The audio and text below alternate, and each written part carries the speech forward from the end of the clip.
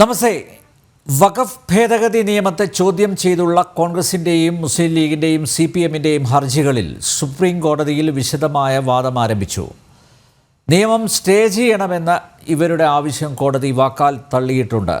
അതേസമയം വഖഫായി പ്രഖ്യാപിച്ച സ്വത്തുക്കൾ ഡീനോട്ടിഫൈ ചെയ്യരുതെന്നാണ് കോടതിയുടെ നിർദ്ദേശം.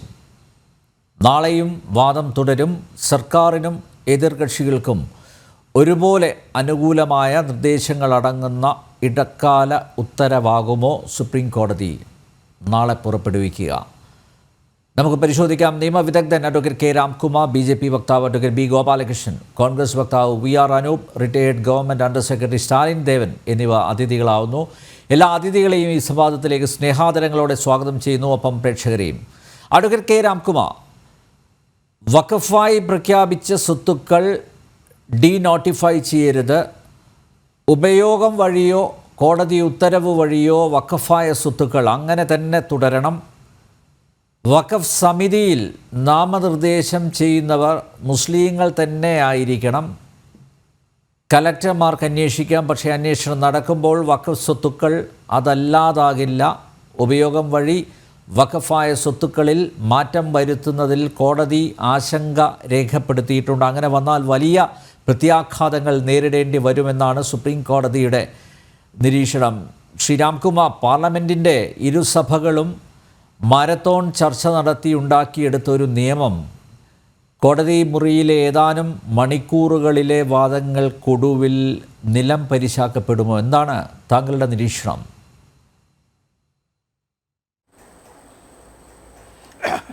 ഞാൻ നോക്കിയിട്ട് അതിന് ഒരു സാധ്യതയും കാണുന്നില്ല. കാരണം വാദം നടക്കുമ്പോൾ സ്വാഭാവികമായിട്ടും കാര്യങ്ങൾ കൂടുതൽ ഗഹനമായും വ്യക്തമായും മനസ്സിലാക്കാൻ ജഡ്ജിമാരുടെ ഭാഗത്തുനിന്ന് ചോദ്യങ്ങൾ ചോദിക്കുന്ന ഏർപ്പാട് സാധാരണമാണ്. അതിനർത്ഥം ആ ചോദ്യകർത്താവ് അവസാനമായി തീരുമാനമെടുത്തു എന്നല്ല. പല സംശയങ്ങളും രാജ്യത്തെ ഏറ്റവും വലിയ കോടതിയാണ് സുപ്രധാനമായൊരു നിയമപ്രശ്നങ്ങളെ കൈകാര്യം ചെയ്തത്. സ്വാഭാവികമായും അതിൻ്റെ വിവിധ വശങ്ങളെക്കുറിച്ച് വ്യക്തത ഉണ്ടാകാനുള്ള ചോദ്യങ്ങൾ ചോദിച്ചു എന്ന് വെച്ച് സുപ്രീം കോടതി നാളെ സർക്കാരിന് തിരിച്ചടിയാകും എന്നൊക്കെ പറയാനുള്ള ചങ്കൂറ്റം കാണിക്കുന്നത് അത് വക്കീൽമാരുമുണ്ട്. വാസ്തവത്തിൽ എനിക്ക് അവരോട് പുച്ഛം തോന്നുന്നു. കാരണം അഭിഭാഷകവൃത്തി അവമാനിക്കുകയാണ് ഈ വക്കീൽമാർ. അവർക്ക് ജഡ്ജിമാരായിട്ട് ഇടപഴകി രഹസ്യമായി വല്ല വിവരവും കിട്ടിയോ എന്നറിയില്ല. അങ്ങനത്തെ വക്കീൽമാർ ഇപ്പോൾ ധാരാളമുണ്ട്. ആ വിഭാഗത്തിൽപ്പെട്ട വക്കീൽമാർക്കല്ലാതെ ഒരു കേസ് കേൾക്കുമ്പോൾ എന്തിനാണ് ചോദ്യം ചോദിക്കുന്ന കാര്യങ്ങൾ വ്യക്തമാക്കാനാണ്. എന്താണ് ഉത്തരവ് എന്ന് മുൻകൂട്ടി പ്രവചിക്കാനുള്ള സംവിധാനം ഭാഗ്യവശാൽ നമ്മുടെ രാജ്യത്തില്ല. ഈ ചോദിക്കുന്ന ചോദ്യങ്ങൾ തന്നെ മറുപടിയായിട്ട് വിധിന്യായത്തിൽ വന്നില്ല. ഇന്ന് സുപ്രീം കോടതി ചെയ്തത് വളരെ സുപ്രധാനമായൊരു പ്രശ്നമാണ് കോടതിയുടെ മുമ്പിലുള്ളത്.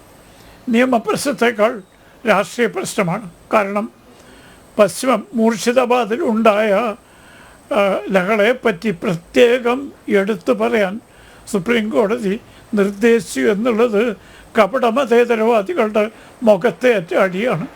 കാരണം ഇതുവരെ സുപ്രീം കോടതി ഒരു സംസ്ഥാനത്ത് നടക്കുന്ന ലഹളയെക്കുറിച്ച് അതുമായി ബന്ധമില്ലാത്തൊരു കേസിൽ സൂചിപ്പിക്കുന്നത് ആദ്യമായിട്ടാണ്. അപ്പോൾ ഈ വഖഫ് നിയമം നടപ്പാക്കുന്നതിൻ്റെ പേരിൽ 90% മുസ്ലിം ജനങ്ങളുള്ള മുർഷിദാബാദ്, ബംഗ്ലാദേശിൽ നിന്ന് ഇഷ്ടം പോലെ ആളുകൾ അനധികൃതമായി കടന്ന കുടിയേറ്റക്കാർ, ഇവരൊക്കെ ഉള്ള ആളുകൾ കാണിച്ച അക്രമപ്രവൃത്തികളെപ്പറ്റി രാജ്യത്തെ ഏറ്റവും വലിയ കോടതിക്ക് ബോധ്യം വന്നു എന്നുള്ളതിൻ്റെ സൂചനയാണ് ആ ചോദ്യം. അത് കപടമതേതരവാദികളുടെ മുഖത്തടിച്ചതാണ്. കാരണം ഈ വഖഫ് ചോദ്യം ചെയ്യുന്നത് മുസ്ലിങ്ങൾ മാത്രമല്ല. ഇന്ത്യൻ നാഷണൽ കോൺഗ്രസ്, അഖില ലോക കമ്മ്യൂണിസ്റ്റ് പാർട്ടി, ഇവിടെ കേരളത്തിൽ CPI എന്ന് പറയുന്ന ഒരു സാധനം, പിന്നെ ലീഗ്, മുസ്ലിം ലീഗ് അത് ചെയ്തില്ലെങ്കിലേ അത്ഭുതമുള്ളൂ. പക്ഷേ എനിക്കും മനസ്സിലാകാത്തത്, ഞാൻ മനസ്സിലാക്കിയ നിയമം അനുസരിച്ച് ഭരണഘടനയുടെ 32-ാം അനുച്ഛേദം മൗലികാവകാശ ലംഘനമുണ്ടായാൽ മാത്രമേ സുപ്രീം കോടതി അധികാരം വിനിയോഗിക്കാൻ അഭ്യർത്ഥിക്കാൻ പാടുള്ളൂ. ഇവിടെ മുസ്ലിം ലീഗിന് എന്താ മൗലികാവകാശം? ഇന്ത്യൻ നാഷണൽ കോൺഗ്രസിന് എന്താ മൗലികാവകാശം? അഖില ലോക കമ്മ്യൂണിസ്റ്റ് പാർട്ടിക്ക് എന്താണ് മൗലികാവകാശം? ഏത് മൗലികാവകാശ ലംഘനമാണ്? എന്നിട്ടും ഇതൊന്നും ഉന്നയിക്കാതെ സുപ്രീം കോടതി വിശദമായ വാദം കേട്ടു. 73 കേസുകളുണ്ട്. ആ വാദത്തിനിടയ്ക്ക് സ്വാഭാവികമായും പൊന്തി വന്ന ചില സംശയങ്ങളുണ്ട്. ഒന്ന്, വഖഫ് ഭൂമിയാണോ അല്ലേ എന്ന് കലക്ടർ തീരുമാനിച്ചാൽ മതിയോ? അതിൽ സോളിസിറ്റർ ജനറൽ വിശദീകരണം കിട്ടിയപ്പോൾ സുപ്രീം കോടതി എന്ന് പറഞ്ഞു കലക്ടർക്ക് പരിശോധിക്കാം അന്തിമമായ തീരുമാനം. പിന്നെ രണ്ടാമത്തെ പ്രധാന ചോദ്യം, മുസ്ലിങ്ങളല്ലാത്ത ആളുകൾ തീരുമാനമെടുക്കുന്നതിൽ ശരിയാണോ? ഇതിലെന്താ സാധാരണത്തുള്ളത്? നമ്മുടെ ദേവസ്വം ബോർഡിലെ പ്രസിഡൻറ്റ് ഈശ്വരവിശ്വാസമില്ല എന്ന് പറയുന്ന പാർട്ടിയിലെ ആളാണ്. ഹൈക്കോടതിയിൽ ദേവസ്വം കേസുകൾ കേൾക്കുമ്പോൾ പലപ്പോഴും ഹിന്ദുക്കളല്ലാത്ത ജഡ്ജിമാർ വരാറുണ്ട്. ഇതൊന്നും ആരും പരാതി പറയാറില്ല. കാരണം നിയമവാഴ്ചയും കോടതികളോട് ബഹുമാനമുള്ള ആളുകൾ ഇങ്ങനത്തെ അല്പത്തമുള്ള വാക്കുകൾ ഒരിക്കലും പുറപ്പെടുവിക്കാറില്ല. ജഡ്ജിമാർ എന്ന് പറഞ്ഞ ജാതി മതം നോക്കിയിട്ടല്ല വിധിക്കുക. ജഡ്ജിമാർ ബഹുമാനം അറിയിക്കുന്നു, ആദരവ് അറിയിക്കുന്നു. അവരുടെ വിശ്വാസത്തെ ചോദ്യം ചെയ്യാൻ പറ്റില്ല. അങ്ങനെയാണെങ്കിൽ വഖഫ് കേസുകൾ കേൾക്കുന്ന മുഴുവൻ മുസ്ലിം ജഡ്ജിമാരാവണം എന്ന് പറയാൻ പറ്റൂ. പറഞ്ഞു. ഒരവസരത്തിൽ അലഹാബാദ് ഹൈക്കോർട്ടിൽ ജസ്റ്റിസ് തഹ്ലിയാനി എന്ന് പറഞ്ഞ സിന്ധ് പ്രദേശത്ത് നിന്ന് രാജ്യത്ത് വിഭജനം കഴിഞ്ഞ് കുടിയേറി പാർത്ത ജഡ്ജിയോട് പറഞ്ഞു, താങ്കൾ ഹിന്ദു ആയതുകൊണ്ട് ഈ കേസ് കേൾക്കാം. അദ്ദേഹം ചിരിച്ചുകൊണ്ട് പറഞ്ഞു, എൻ്റെ സുഹൃത്തെ, താങ്കളും ഹിന്ദുവാണ്. ഹിമാലയത്തിൻ്റെയും ഹിന്ദു സമുദ്രത്തിൻ്റെയും ഇടയിൽ ജനിച്ച എല്ലാവരും ഹിന്ദുക്കൾ എന്നാണ് എൻ്റെ കാഴ്ചപ്പാട്, അല്ലാണ്ട് മതത്തിൻ്റെ. അതുകൊണ്ട് ഞാൻ കേൾക്കുന്നതിന് തടസ്സമുണ്ടോ എന്ന് ഒരിക്കൽ കൂടി ഇത്തരം ബാലിശമായ വാദങ്ങളാണ് പലപ്പോഴും ഉന്നയിക്കുന്നത്. ഏതായാലും ഞാൻ പ്രതീക്ഷിക്കുന്നില്ല. ഒരു വക്കീൽ പറഞ്ഞോട്ടു കേന്ദ്രത്തിന് നാളെ തിരിച്ചടി ഉണ്ടാവും. അദ്ദേഹത്തിന് ഞാൻ നേരത്തെ പറഞ്ഞ മാതിരി രഹസ്യമായി ജഡ്ജിമാരുടെ മനസ്സറിയാനുള്ള സംവിധാനമുണ്ടെങ്കിൽ അദ്ദേഹം പറഞ്ഞ് വിശ്വസിക്കാം, അല്ലാതെ കോടതി നടപടിയെന്ന് വിശ്വസിക്കാം. മറിച്ച് വളരെ സുപ്രധാനമായ ചില നിരീക്ഷണങ്ങൾ നടത്തി. മുസ്ലിങ്ങൾക്ക് മാത്രം നിയമമുണ്ടാക്കാൻ എന്താണ് തടസ്സം? ഹിന്ദുക്കളുടെ ഒരുപാട് ആരാധനകളെ പറ്റി ഇപ്പം തന്നെ നിയമമുണ്ടല്ലോ. പാർലമെൻറ്റിന് അതിന് അവകാശമില്ലേ? പിന്നെ മുസ്ലിങ്ങളല്ലാതെ നിയമിക്കുന്നതിൽ എന്താ തെറ്റ്? ജഗൻമോഹൻ റെഡ്ഡി ആന്ധ്രയിലെ മുഖ്യമന്ത്രി ആയിരിക്കുമ്പോൾ തിരുപ്പതി ബോർഡിലും ദേവസ്ഥാനത്തും ക്രിസ്ത്യാനികളെ ഇഷ്ടം പോലെ നിയമിച്ചു. ഈ അടുത്ത കാലത്താണ് രേവന്ത് റെഡ്ഡി മുഖ്യമന്ത്രിയായി വന്ന ശേഷമാണ് അത് മാറ്റിയത്. ഇതെന്താണ് ഇത്ര അസാധാരണ? ഞാൻ നേരത്തെ പറഞ്ഞില്ലേ, നമ്മുടെ ദേവസ്വം ബോർഡ് ഭരിക്കുന്നത് വൈരുദ്ധ്യാത്മിക ഒരു വാദമുണ്ടല്ലോ, അതിൽ വിശ്വസിക്കുന്ന ആളുകളാണ്. അവർക്ക് ഈശ്വര വിശ്വാസമില്ല. അതിൽ വിശ്വസിക്കുന്നവരാണ്, അവകാശപ്പെടുന്ന ആളുകളാണ്. അവർ ദേവസ്വം ബോർഡ് ഭരിക്കുന്നതിന് ആരും പരാതി പറയുന്നില്ലല്ലോ. എന്തുകൊണ്ടാണ് ഈ തത്വശാസ്ത്രങ്ങളൊക്കെ മറന്ന് സ്ഥാനത്തിന് വേണ്ടി അവർ ഓടുന്നതെന്ന് കേരളത്തിലെ ബുദ്ധിശക്തിയുള്ളവർക്കൊക്കെ അറിയാം.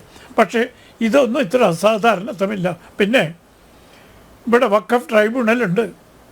വഖഫ് ട്രൈബ്യൂണലിൽ എല്ലാ ജഡ്ജിമാരും മുസ്ലിങ്ങളല്ല. അതുകൊണ്ട് അവർ തീരുമാനിച്ചത് വഖഫ് നിയമത്തിനെതിരാവും.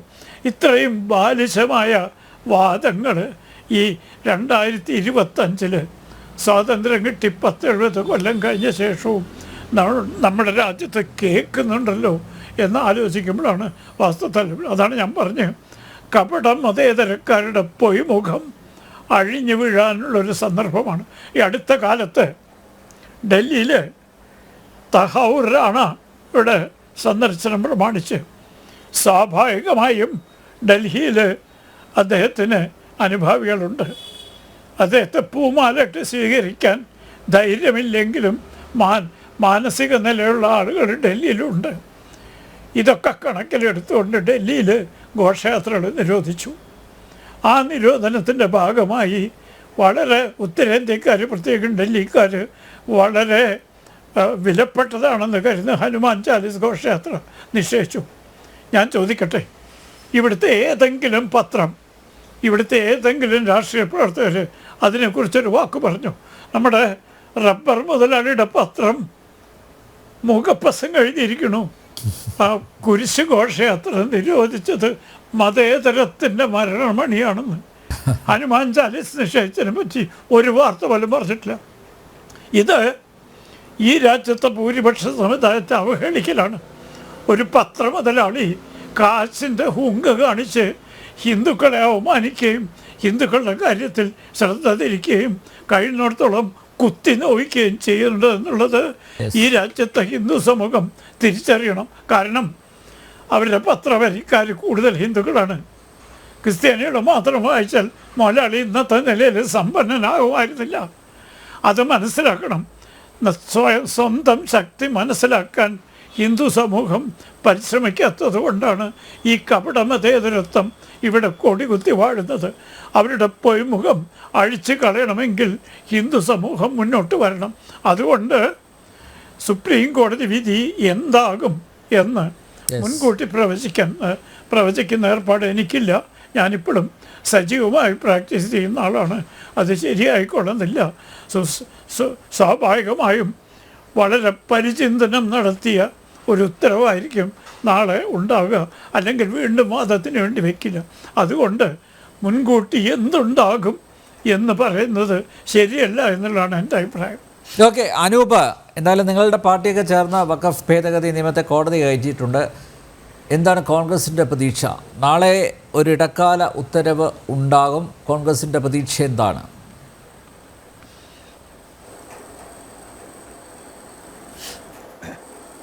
അല്ല, അതിന് മുൻപ് അഡ്വക്കേറ്റ് രാംകുമാർ വളരെ പ്രഗത്ഭനായ അഭിഭാഷകനാണ്. അദ്ദേഹത്തിൻ്റെ ആ പ്രാഗൽഭ്യത്തെക്കുറിച്ച് നമുക്ക് ആർക്കും എതിരഭിപ്രായം ഉണ്ടാകാനിടയില്ല. പക്ഷെ അദ്ദേഹത്തിൻ്റെ രാഷ്ട്രീയ പക്ഷപാതിത്വം അദ്ദേഹം നിരന്തരം ആവർത്തിക്കുകയാണ്. കപട മതേതരത്വം, അതുപോലെ റബ്ബർ മുതലാളിയുടെ പത്രം, ഹിന്ദുക്കൾ ഒരുമിക്കണം. അദ്ദേഹത്തിന് ഈ സമൂഹത്തിൽ കിട്ടുന്ന ആദരണീയമായൊരു പദവി ഇരിക്കുമ്പോൾ തന്നെ അദ്ദേഹം ഇങ്ങനെ സങ്കുചിതമായി വളരെ വർഗീയമായി ചിന്തിക്കുന്ന തരത്തിൽ ഇത്തരം പ്രസ്താവന നടത്താൻ പാടില്ല എന്നുള്ള അഭിപ്രായമാണ് എനിക്ക് പറയാനുള്ളത്. ആദ്യത്തെ കാര്യം. പിന്നെ അദ്ദേഹം ഇവിടെ പറഞ്ഞു, ബോധപൂർവമാണോ എന്ന് തോന്നുന്നു, വഖഫ് ട്രിബ്യൂണലിൽ ആ മുസ്ലിം അംഗങ്ങൾ ഉൾപ്പെടുന്നതിനെ കുറിച്ച് ആരും പരാതി ഉന്നയിച്ചിട്ടില്ല. വഖഫ് ട്രിബ്യൂണലിൽ ഇപ്പോഴേ അമുസ്ലിമായ അംഗങ്ങളുണ്ടല്ലോ. ഇപ്പോൾ കോഴിക്കോട് വഖഫ് ട്രിബ്യൂണലിൽ ഞാൻ പോകാറുള്ള ഒരാളാണ്. വഖഫ് ട്രിബ്യൂണലിന്റെ ഘടനയിലല്ല അഭിപ്രായ വ്യത്യാസം. അതേസമയം വഖഫ് ബോർഡിനകത്ത്, വഖഫ് ട്രിബ്യൂണലും വഖഫ് ബോർഡും രണ്ടാണല്ലോ. വഖഫ് ബോർഡിനകത്ത് ആ മുസ്ലിം അംഗങ്ങളെ നോമിനേറ്റ് ചെയ്യുന്നതിലാണ് അഭിപ്രായ വ്യത്യാസം ഉള്ളത്. വഖഫ് ബോർഡിനകത്ത് ആ മുസ്ലിം അംഗങ്ങളുണ്ട് എന്നുള്ള ഒരു കാര്യം തർക്ക വിഷയമേ അല്ല. അതേസമയം വഖഫ് ബോർഡിനകത്ത് അതുണ്ട്. അത് വളരെ കൃത്യമായി കോൺഗ്രസ് തന്നെ വളരെ തുടക്കം മുതലേ ഉന്നയിച്ചിട്ടുള്ള ഒരു കാര്യമാണ്.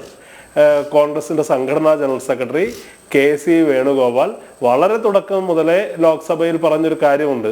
അദ്ദേഹം പറഞ്ഞത്, ഞാൻ എന്തുകൊണ്ട് ഈ വഖഫ് ബിൽ അനീതിയാണ് എന്നതിനെ കുറിച്ച് ഭരണഘടനാപരമായി പറയാൻ ഒരു ആയിരക്കണക്കിന് നീതീകരണങ്ങളുണ്ട്. അതിലേക്ക് ഞാൻ പോകുന്നില്ല. സംഘപരിവാറിന് മനസ്സിലാകുന്ന ഭാഷയിൽ തന്നെ സംസാരിക്കാം. അദ്ദേഹം വളരെ കൃത്യമായി പറഞ്ഞു, ഞാൻ വർഷത്തിലൊരിക്കൽ ശബരിമലയിൽ പോകുന്ന ആളാണ്, മാസത്തിലൊരിക്കൽ ഗുരുവായൂരിൽ പോകുന്ന ആളാണ്. ഗുരുവായൂരിലുള്ളത് ഗുരുവായൂർ ദേവസ്വം ബോർഡാണ്. അവിടെ അഹിന്ദുക്കളായ ആളുകൾക്ക് ഗുരുവായൂർ ദേവസ്വം ബോർഡിനകത്ത് സ്ഥാനമില്ല. അതേ നീതി ഇവിടുത്തെ മുസ്ലിം സഹോദരങ്ങൾക്ക് ലഭിക്കണം. ഗുരുവായൂർ ദേവസ്വം ബോർഡ് എന്ന് പറയുന്നത് ഗുരുവായൂരപ്പ വിശ്വാസികളായ, ഗുരുവായൂരമ്പലത്തിന് സമർപ്പിക്കപ്പെട്ട, ഗുരുവായൂരമ്പലത്തിന് മേൽനോട്ടമുള്ള വസ്തുക്കളുടെ പരിപാലനമാണെങ്കിൽ ഒരു മുസ്ലിം വിശ്വാസി അവൻ്റെ അള്ളാഹുവിന്, അവൻ്റെ പടച്ചവന് സമർപ്പിക്കപ്പെട്ട വസ്തുക്കളുടെ നിയന്ത്രണം, മേൽനോട്ടം എന്ന് പറയുന്നത് നടത്തേണ്ടത് മുസ്ലിം വിശ്വാസികൾ ഉൾപ്പെട്ട വഖഫ് ബോർഡ് ആയിരിക്കണം എന്ന് പറയുന്നത് തീർത്തും ന്യായമാണെന്നേ. ഇതിനകത്ത് നിങ്ങൾ ആരോപിക്കുന്നത് പോലെ മതപ്രീണനത്തിൻ്റെതായ ഒരു പ്രശ്നവുമില്ല. ഇത് എല്ലാ വിശ്വാസികൾക്കും വിശ്വാസങ്ങൾക്കും നീതി ലഭിക്കണം എന്നുള്ളതാ.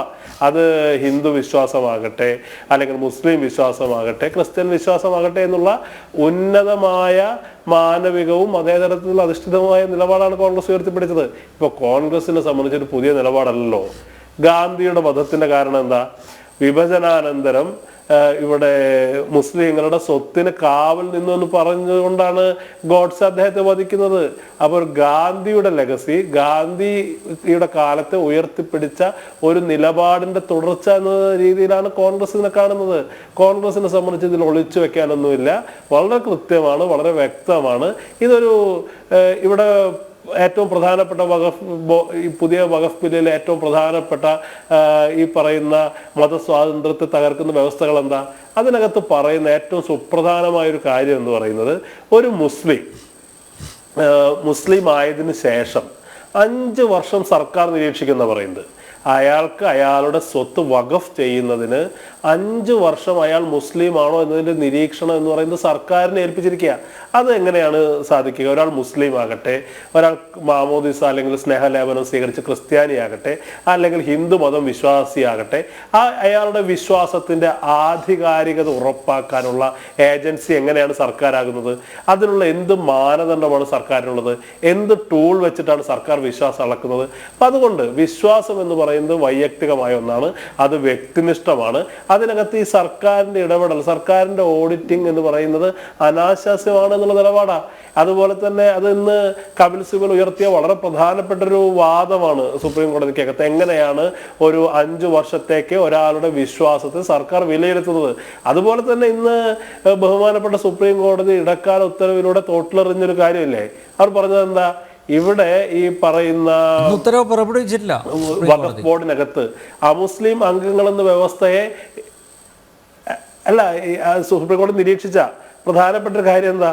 അത് ഇടക്കാല ഉത്തരവിൽ ഈ പറയുന്ന ദേവസ്വം ബോർഡിൽ എങ്ങനെയാണോ, തിരുപ്പതി ദേവസ്വം ബോർഡിൽ വളരെ ഡയറക്റ്റായിട്ട് സുപ്രീം കോടതി ചോദിച്ച ചോദ്യമല്ലേ, തിരുപ്പതി ദേവസ്വം ബോർഡിൽ അഹിന്ദുക്കൾക്ക് അംഗമാകാൻ കഴിയുമോ? ഇല്ല. അതുപോലെ എങ്ങനെയാണ് വഖഫ് ബോർഡിനകത്ത് മുസ്ലിം അംഗങ്ങൾ ഉൾപ്പെടുത്തുക എന്ന് പറയുന്ന വ്യവസ്ഥയെക്കുറിച്ച് വളരെ കൃത്യമായൊരു നിരീക്ഷണം സുപ്രീം കോടതി നടത്തിയിട്ടുണ്ട്. ഇത് മുസ്ലിം മതത്തെ മാത്രം ബാധിക്കുന്ന ഒരു കാര്യമല്ലാന്നേ. ഇപ്പൊ ബോധഗയയിൽ ബുദ്ധമത വിശ്വാസികളായ ബുദ്ധമത ഭിക്ഷുക്കൾ സമരത്തിലാണ് എന്ന് അങ്ങേക്ക് അറിഞ്ഞു കാണും എന്ന് തന്നെയാണ് ഞാൻ വിചാരിക്കുന്നത്. അവിടെ 1949 ടെമ്പിൾ ആക്ട് ആണ്, BJP ഭരിക്കുമ്പോഴല്ല. പക്ഷെ ആ ടെമ്പിൾ ആക്ടിന്റെ മറവിൽ ഒരു ബുദ്ധമത വിഹാരത്തെ ഘട്ടം ഘട്ടമായി ഹിന്ദുമത ക്ഷേത്രമായി പരിവർത്തനപ്പെടുത്തിക്കൊണ്ടിരിക്കുക. അവിടെ ഈ വഖഫ് ബോർഡിൽ അമുസ്ലിം അംഗങ്ങൾ എന്ന് പറയുന്നത് പോലെ ആ ബുദ്ധമത വിഹാരത്തിൽ ഹിന്ദുക്കളായ അംഗങ്ങൾ ഉൾപ്പെടുത്തിയപ്പോൾ ആദ്യഘട്ടത്തിൽ അമ്പലത്തിനകത്തേക്ക് ഹിന്ദു വിഗ്രഹങ്ങൾ കടത്തപ്പെട്ടു. പിന്നെ ഹിന്ദു ആചാരാനുഷ്ഠാനങ്ങൾ കൊണ്ടുവന്നു. അങ്ങനെ തീർത്തും വ്യത്യസ്തമായ ഒരു മതത്തിന്റെ ആരാധനാലയത്തെ ഒരു ഹിന്ദുമത ക്ഷേത്രമായി പരിവർത്തനപ്പെടുത്തുന്ന അവസ്ഥക്കെതിരെ ബുദ്ധമത ഭിക്ഷുക്കൾ രാജ്യവ്യാപകമായി സമരത്തിലാണ്. കോൺഗ്രസിനെ സംബന്ധിച്ച് ഇവിടുത്തെ വ്യത്യസ്തമായ വിശ്വാസ സരണികൾ, അത് ഇസ്ലാം മതത്തിൽ വിശ്വസിക്കുന്നവരാകട്ടെ, ക്രിസ്ത്യാനികളാകട്ടെ, ബുദ്ധ ജൈന സിഖ് മതത്തിൽപ്പെട്ട ആളുകളാകട്ടെ, അവരുടെ വ്യതിരക്തതകൾ, അവരുടെ വ്യക്തിത്വം, അവരുടെ വിശ്വാസ വൈചിത്ര്യങ്ങൾ അതൊക്കെ പരിരക്ഷിക്കപ്പെടണം എന്നുള്ള കാര്യത്തിൽ ഞങ്ങൾക്ക് സവിശേഷമായ താല്പര്യമുണ്ട്. എന്താണ് കോൺഗ്രസിന് ഇക്കാര്യത്തിൽ താല്പര്യം എന്നാണല്ലോ ചോദിക്കുന്നത്. മുസ്ലിം ലീഗ് മാത്രം, കോൺഗ്രസിനെ സംബന്ധിച്ച് അങ്ങനെ താല്പര്യം ഉണ്ടെന്ന്. കാരണം ഇന്ത്യ എന്ന് പറയുന്ന ആശയത്തെ രൂപീകരിച്ച, ഇന്ത്യൻ ദേശീയതയ്ക്ക് രൂപം നൽകിയ രാജ്യത്തെ സ്വത്തുക്കളെല്ലാം വഖഫ് ബോർഡിന് തീരെഴുതി കൊടുത്തത് ആ യാഥാർത്ഥ്യം നിഷേധിക്കാനാവുമോ അഡ്വക്കേറ്റ് അനൂപ്? ബഹുമാന്യനായ അനിൽ നമ്പ്യാർ അങ്ങനെ എക്സാജറേഷൻ, അതിശയോക്തിയുടെ ഭാഷയിൽ സംസാരിക്കല്ലേ. രാജ്യത്തെ സ്വത്തുക്കൾ വഖഫ് ബോർഡിന് തീരെഴുതി കൊടുത്തു എന്ന് പറയുന്നു, ഉള്ളതിനെ പെരുപ്പിച്ച് കാണിക്കുന്നു. ഇവിടെ കൃത്യമായും ഇത്ര കാലം പറഞ്ഞിരുന്നത് എന്താ? ഇത് ഹൈക്കോടതിയിലും സുപ്രീം കോടതിയിലും ചോദ്യം ചെയ്യാൻ പറ്റുന്നില്ല. പക്ഷെ ഇതൊക്കെ വളരെ കൃത്യമായി ഈ പറയുന്ന വാട്സപ്പ് യൂണിവേഴ്സിറ്റികളിൽ പടച്ചു വിടുന്ന കാര്യങ്ങളാണെന്ന് ബോധ്യമായില്ലേ? കഴിഞ്ഞ പൗരത്വ സമരകാലത്ത് ഇവിടുത്തെ വാട്സപ്പ് സർവകലാശാലകൾ പ്രചരിച്ച ഒരു കാര്യം എന്താ? നിങ്ങൾ ഈ രാജ്യത്ത് നിന്ന് പോകേണ്ട ഒരു സാഹചര്യം ഉണ്ടായാൽ ഇവിടുത്തെ മുസ്ലിങ്ങളുടെ സ്വത്തുക്കൾ അയൽക്കാരായ ആളുകൾക്ക് ലഭിക്കുമെന്ന്, അയൽക്കാരായ ഹിന്ദുക്കൾക്ക് ലഭിക്കുമെന്ന് പ്രചരിപ്പിച്ച് അത് വിശ്വസിച്ച ആളുകളുണ്ടെന്നേ. അത് പൗരത്വ സമരം പരാജയപ്പെട്ടു. പക്ഷേ അതിന്റെ രണ്ടാം ഭാഗമായി മുസ്ലിങ്ങൾ ഈ രാജ്യത്തിന്റെ മുഴുവൻ വിഭവാധികാരം അന്യായമായി കൈവശപ്പെടുത്തിയിരിക്കുന്നു.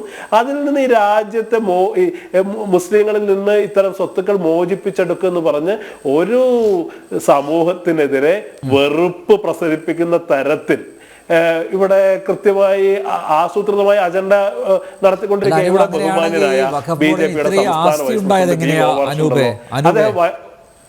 വഖഫ് ബോർഡിന് ഇത്രയും ആസ്തി ഉണ്ടായത് എങ്ങനെയാ? അല്ല, ഞാനൊരു കാര്യം പറയട്ടെ. ഇവിടെ പല ആരാധനാലയങ്ങൾക്ക് ആസ്തി ഉണ്ടെന്നേ. ഇപ്പോ തിരുപ്പതി ദേവസ്വത്തിന്റെ ആസ്തി എന്താ?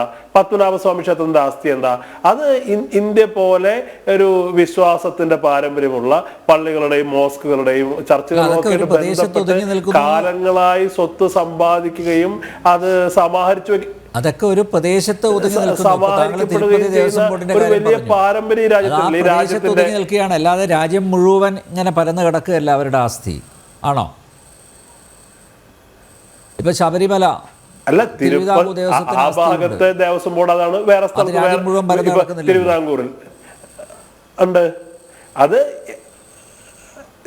ഓരോ സ്ഥലത്തും അല്ലേ കിടക്കുന്നത്. ഇപ്പോ അതിനകത്ത് എന്താണ് വഖഫ് ബോർഡിന്റെ സ്വത്തും അങ്ങനെ തന്നെയല്ലേ. ഒരു സ്ഥലത്ത് വഖഫ് എന്ന് പറഞ്ഞാൽ അതൊരു കേന്ദ്രീകൃതമായ സംവിധാനമായതുകൊണ്ട് വഖഫ് രേഖ പോലും ഇല്ലാതെ ഈ സ്വത്ത് ഞങ്ങൾക്ക് അവകാശപ്പെട്ടതാണ്, ഈ ഭൂമി ഞങ്ങളുടേതാണെന്ന് പറഞ്ഞു കഴിഞ്ഞാൽ അത് വഖഫ് സ്വത്തായി. അങ്ങനെയാണല്ലോ. തിരിച്ചെന്തോ താങ്കൾ കണ്ടതല്ലേ ഇതൊക്കെ? താങ്കൾ നേരത്തെ പറഞ്ഞ പോലെ വാട്സപ്പ് യൂണിവേഴ്സിറ്റിയിൽ നിന്നുണ്ടായതല്ലല്ലോ ഇതൊന്നും. തിരുച്ചെന്തൂർ എന്ന് പറയുന്നൊരു സ്ഥലം, മുനമ്പത്തിന്റെ വിഷയം ഇവിടെ കിടപ്പുണ്ട്. അല്ല, താങ്കൾ മനസ്സിലാക്കേണ്ട ഒരു കാര്യം, ഈ വഖഫ് ബൈ യൂസ് എന്ന് പറയുന്ന ഉപയോഗം കൊണ്ട് വഖഫായി പറയുന്ന ആരാധനാലയങ്ങൾ പോലും ഡീനോട്ടിഫൈ ചെയ്യാൻ പാടുണ്ടോ എന്നുള്ള വളരെ പ്രസക്തമായ ചോദ്യമല്ലേ ഇന്ന് സുപ്രീം കോടതി ഉന്നയിച്ചിട്ടുള്ളത്. ഇത് വഖഫിനെ മാത്രം, താങ്കൾ പറയുന്ന ഒരു കാര്യം യാഥാർത്ഥ്യമാണ്. വേണ്ടത്ര രേഖകളില്ലാത്ത ഉപയോഗം കൊണ്ട് മാത്രം കൈവശാവകാശമുള്ള പള്ളികളുണ്ടെന്നേ. പക്ഷെ അത് പള്ളികൾ മാത്രമല്ലാന്നേ.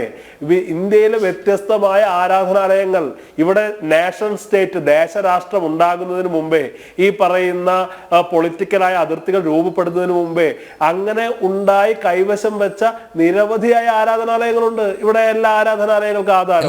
അങ്ങനെ ഒരു താരതമ്യത്തിലേക്ക് പോകാതെ മുസ്ലിങ്ങളെ മാത്രം കേന്ദ്ര ന്യൂനപക്ഷ കാര്യമന്ത്രി കിരൺ റിജിജു അടിവരയിട്ട് പാർലമെൻറ്റിൻ്റെ ഇരുസഭകളിലും പറഞ്ഞിട്ടുണ്ട്. അതായത് റെയിൽവേയും ഡിഫൻസും കഴിഞ്ഞു കഴിഞ്ഞാൽ ഏറ്റവും കൂടുതൽ ആസ്തിയുള്ളത് വഖഫ് ബോർഡിനാണ് എന്ന് പറഞ്ഞിട്ടുണ്ട്. കൃത്യമായ രേഖകൾ സഹിതമാണ് പറഞ്ഞിരിക്കുന്നത്.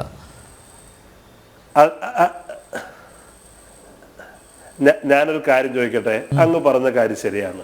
കേന്ദ്ര ന്യൂനപക്ഷ കാര്യമന്ത്രി കിരൺ റിജിജു അങ്ങനെ പറഞ്ഞിട്ടുണ്ട്.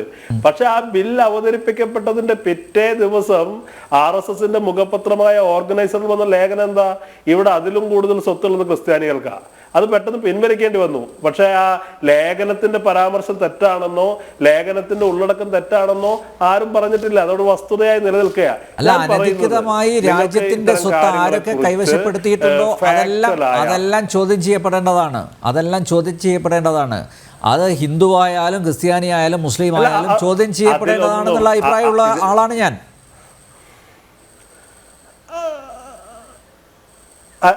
അനിൽ നമ്പ്യാർ അങ്ങത് സമ്മതിച്ചല്ലോ. പക്ഷേ ഇവിടെ വ്യാപകമായി ഒരു ജനവിഭാഗത്തെ മാത്രം ഞാനൊന്ന് പൂർത്തീകരിച്ചോട്ടെ, താങ്കൾക്ക് പറയാം. രണ്ട് വാചകം മാത്രം.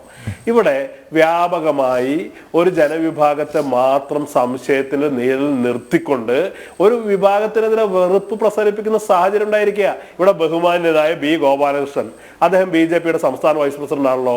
വയനാട് കമ്പളക്കാട്ട് പോയി അദ്ദേഹം പ്രസംഗിച്ചത് അദ്ദേഹം പറഞ്ഞത് ശബരിമലയിൽ വാവരുടെ സാന്നിധ്യമുണ്ട്, നാളെ അത് വഖഫ് ഭൂമി ആയി തീരുമെന്ന്.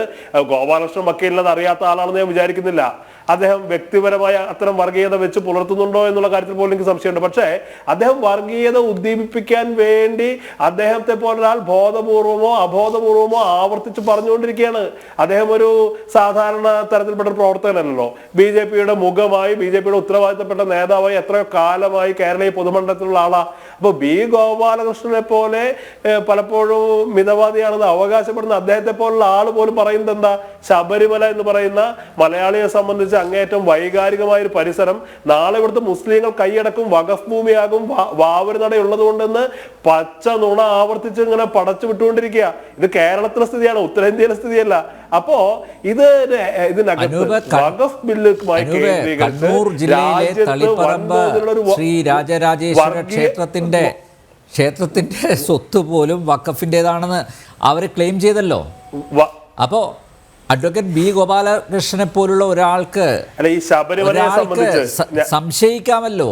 ഇനി നാളെ ഏതൊക്കെ ക്ഷേത്രങ്ങളുടെ സ്വത്തുകൾ വഖഫ് ബോർഡിന്റെ പക്കലുണ്ട്, അദ്ദേഹത്തിന് ഒരു ആശങ്ക രേഖപ്പെടുത്താലോ. അനൂപ് ഒരൊറ്റ കാര്യം കൂടെ. അനൂപ്, ഇപ്പൊ നിങ്ങൾ പറയുന്ന ഒരു പ്രത്യേക അനൂപ് ഒറ്റ കാര്യം, ഒരു പ്രത്യേക സമുദായത്തെ ഇകഴ്ത്താനായിട്ട് അല്ലെങ്കിൽ അവരെ ചേരിതിരിഞ്ഞ് ആക്രമിക്കുന്നു എന്ന രീതിയിൽ ആണ് പ്രചരണങ്ങൾ എന്നൊക്കെ താങ്കൾ പറയുകയുണ്ടായി.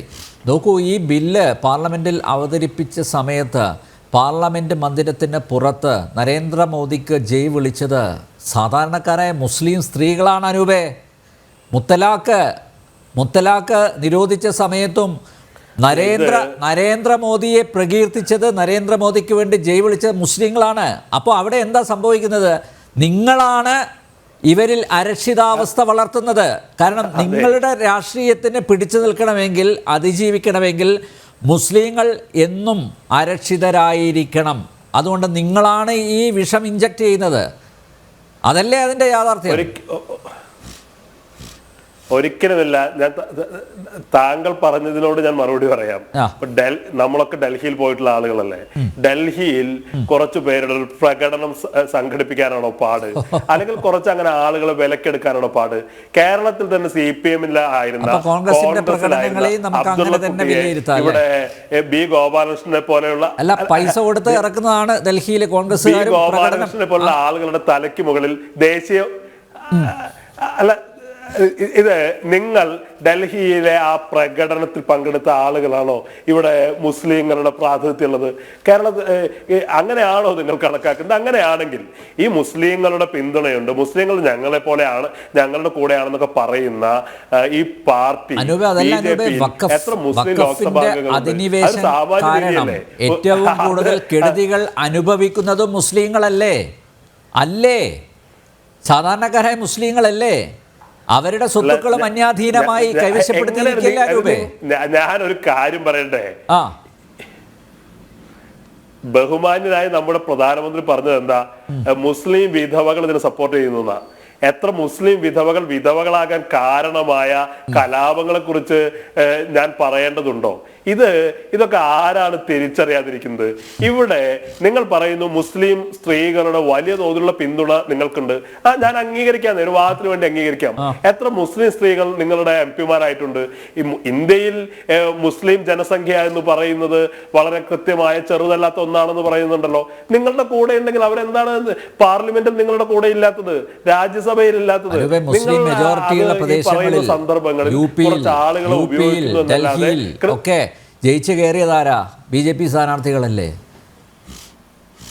ഇതൊക്കെ അനൂപിന്റെ ഭാഷയിൽ പറയുകയാണെങ്കിൽ ഒരുപക്ഷെ കാശ് കൊടുത്ത് ഇവരെ വലയിലാക്കി അങ്ങനെ വോട്ട് ചെയ്യിപ്പിച്ചതാണെന്നൊക്കെ ഒരുപക്ഷെ കോൺഗ്രസിന് അങ്ങനെ പറയാം, വിളിച്ചു പറയാം. പക്ഷേ എങ്കിലും ഇതൊക്കെ യാഥാർത്ഥ്യങ്ങളായി നമ്മുടെ മുമ്പിലില്ലേ? പിന്നെ എന്തിനാ വെറുതെ നമ്മൾ തർക്കിച്ച് സമയം കളയുന്നത്? ഞാൻ അങ്ങനെയൊന്നും പറഞ്ഞിട്ടില്ലോ. നിങ്ങൾ ഞാൻ പറഞ്ഞത് എന്താ? നിങ്ങൾ പറയുന്നു ഡൽഹിയിൽ പാർലമെന്റിന് മുന്നിൽ നടന്ന പ്രകടനം. ഡൽഹിയിൽ പാർലമെന്റിന് മുന്നിൽ എത്രയോ പ്രകടനങ്ങൾ നടക്കുന്ന ആ പ്രകടനങ്ങൾ എന്ന് പറയുന്നതാണ് ഇവിടുത്തെ മുസ്ലിം അഭിപ്രായത്തിന്റെ, മുസ്ലിം മനസാക്ഷിയുടെ പ്രതിഫലനം എന്ന് അങ്ങ് സ്ഥാപിക്കുന്നതിനാണ് ഞാൻ എതിർത്തത്. ഇവിടെ വൻതോതിൽ മുസ്ലിം സ്ത്രീകളുടെ പിന്തുണ ഉണ്ടെങ്കിൽ പാർലമെന്റിൽ 1, 2, 3 ഒരു മുസ്ലിം വനിതകളെ കൊണ്ടുവരാൻ നിങ്ങൾക്ക് എന്താ തടസ്സന്നേ? ഞാൻ അതാണ് പറഞ്ഞത്. മുസ്ലിം ലീഗ് കൊണ്ടുവരുന്നില്ല. ഒരു വശത്ത് മുസ്ലിങ്ങൾ എന്നുള്ള പേരിൽ മുസ്ലിം എന്നുള്ള മുസ്ലിം ലീഗ്, ഇന്ത്യൻ യൂണിയൻ മുസ്ലിം ലീഗ്, അവർക്ക് എത്ര MP-മാരുണ്ട്, എത്ര MLA-മാരുണ്ട്? അനുവേ, നിങ്ങളുടെ സഹയാത്രികരല്ലേ അവർ? ഉണ്ടോ? ആരെങ്കിലും ഉണ്ടോ? അല്ല, മുസ്ലിം ഞങ്ങളുടെ അതിനുശേഷം വനിത BJP പ്രതിനിധികളായി എത്ര പേർ പാർലമെന്റിലുണ്ട് സ്ത്രീകൾ എന്ന്? നിങ്ങളാണല്ലോ സ്ത്രീകൾ അല്ല, നിങ്ങളാണല്ലോ രാജ്യത്തിന്റെ പ്രധാനമന്ത്രി, ബഹുമാന്യനായ പ്രധാനമന്ത്രിയാണല്ലോ പ്രസംഗിച്ചത്. മുസ്ലിം വിധവകളുടെ പിന്തുണ അദ്ദേഹത്തിനുണ്ട്, മുസ്ലിം വനിതകൾ ഞങ്ങളോടൊപ്പമാണ്. ഇങ്ങനെ ഒപ്പമുള്ള ആളുകളെ കൂടെ കൂട്ടാൻ എന്താണ് പ്രയാസം എന്നാണെന്ന് ഞാൻ ചോദിച്ചത്. അത് നിങ്ങളുടെ പ്രയോറിറ്റിയാണ്, ആരെ വെക്കരുത് എന്നുള്ളത് ഞാൻ പറയാൻ ആളല്ല.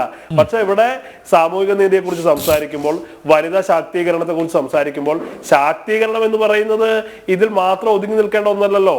അത് പാർലമെന്റിനകത്ത് ആളുകളെ കൊണ്ടണ്ടേ, രാജ്യസഭയിലേക്ക് ആളുകളെ കൊണ്ടണ്ടേ, ക്യാബിനറ്റിനകത്ത് ആളുകളെ കൊണ്ടണ്ടേ, അധികാര സ്ഥാനങ്ങളിൽ അവർ നിയോഗിക്കണ്ടേ? അത്രയേ ഞാൻ പറഞ്ഞുള്ളൂ. ഇവിടെ വളരെ കൃത്യമായി കോൺഗ്രസിന് എന്താണ് ഇക്കാര്യത്തിൽ സവിശേഷമായ താല്പര്യമെന്ന് അങ്ങും ഈ രാംകുമാർ ഉൾപ്പെടെയുള്ള ആളുകൾ ചോദിച്ചതിന്റെ മറുപടിയാണ്. കോൺഗ്രസിനെ സംബന്ധിച്ച് കോൺഗ്രസ് എന്ന് പറയുന്നത് ഈ രാജ്യത്തിന്റെ നിർമ്മിച്ച ദേശീയ പ്രസ്ഥാനത്തെ മുന്നോട്ട് കൊണ്ടുപോയ, രാജ്യത്തിന്റെ ഭരണഘടനയ്ക്ക് രൂപം നൽകിയ, രാജ്യത്തിന്റെ വൈജാത്യങ്ങളെ വ്യതിരക്തതകളെ ഒക്കെ സമന്വയിപ്പിച്ചു കൊണ്ടുപോയ രാഷ്ട്രീയ പ്രസ്ഥാന. ഞങ്ങളെ സംബന്ധിച്ച് അതിനകത്ത് സവിശേഷമായ ഒരു താല്പര്യം തന്നെ ഉണ്ടെന്ന് കൂട്ടിക്കോ. പക്ഷെ BJP-യെ സംബന്ധിച്ച്, RSS-നെ സംബന്ധിച്ച് അത് തുടക്കം മുതൽ ഇത്തരം വൈവിധ്യങ്ങളെ നിരാകരിക്കുന്ന ഏകശിലാത്മകമായ ഒരു രാഷ്ട്രീയ ഘടനയിലേക്ക് ഈ രാജ്യത്തെ നയിക്കുമെന്ന് പറയുന്ന പ്രസ്ഥാനത്തെ സംബന്ധിച്ച് അതിനകത്ത് ഈ പറയുന്ന ഹിഡൻ അജണ്ടകൾ ഉണ്ടാവുക എന്ന് പറയുന്നത് സ്വാഭാവികമാണ്. ഇത് രണ്ട് താല്പര്യങ്ങൾ തമ്മിലുള്ള ഏറ്റുമുട്ടലാണെന്ന്. രാജ്യത്ത് വഖഫ് ബില്ലിലൂടെ ഒരു വംശീയമായ അജണ്ട നടപ്പിലാക്കാൻ BJP ശ്രമിക്കുമ്പോൾ അതിനെ പ്രതിരോധിക്കാൻ, അതിനെതിരെ പ്രതികരിക്കാൻ കോൺഗ്രസ് നിർബന്ധിതാവും. ഞങ്ങളെ സംബന്ധിച്ചത് തീർത്തും സ്വാഭാവികമായ ഒരു പ്രക്രിയയാണെന്നാണ് ഞാൻ പറഞ്ഞത്. അടുത്ത രാംകുമാർ, നിയമമുണ്ടാക്കാൻ നമ്മുടെ രാജ്യത്ത് നിയമനിർമ്മാണ സഭകൾ ഉണ്ട് അല്ലേ? അപ്പം ഞാൻ നേരത്തെ പറഞ്ഞതുപോലെ മാരത്തോൺ ചർച്ച നടത്തിയിട്ടാണല്ലോ വഖഫ് ഭേദഗതി ബിൽ അത് പാസ്സാക്കിയത്. അപ്പോൾ ഇത്തരം നിയമങ്ങളിൽ സുപ്രീം കോടതിയുടെ കടന്നുകയറ്റം, കോടതിയുടെ ഭാഗത്തു നിന്ന് ചില അഭിപ്രായങ്ങൾ ഉണ്ടാകുന്നു. കോടതി ആ വാദത്തിൻ്റെ ആദ്യ സ്റ്റേജിൽ തന്നെ കോടതി അതിനെ പരോക്ഷമായി വിമർശിക്കുന്ന തരത്തിലുള്ള പരാമർശങ്ങൾ നടത്തുന്നു. ഇങ്ങനെയൊക്കെ വരുമ്പോൾ കോടതി കയറി ഈ നിയമങ്ങളിലൊക്കെ ഇടപെട്ട് കഴിഞ്ഞാൽ നമ്മുടെ രാജ്യത്ത് നിയമനിർമ്മാണ സഭകളുടെ ആ ഒരു നിലനിൽപ്പ് അത് തന്നെ ചോദ്യം ചെയ്യപ്പെടില്ലേ?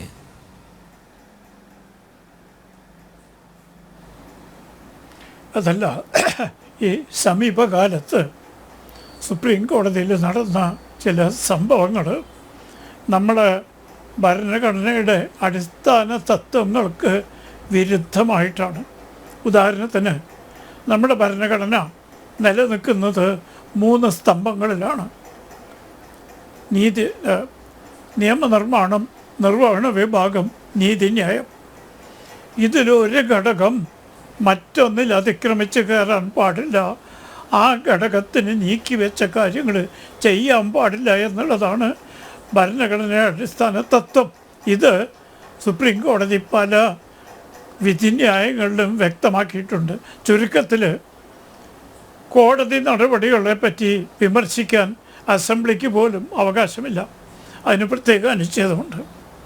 അസംബ്ലിയുടെ അകത്ത്, നിയമനിർമ്മാണ സഭയുടെ അകത്ത് കോടതി ഇലക്ഷൻ പോലും ചെയ്യാം എന്നാണ്. അതിന് പരിപൂർണമായ സംരക്ഷണമുണ്ട്.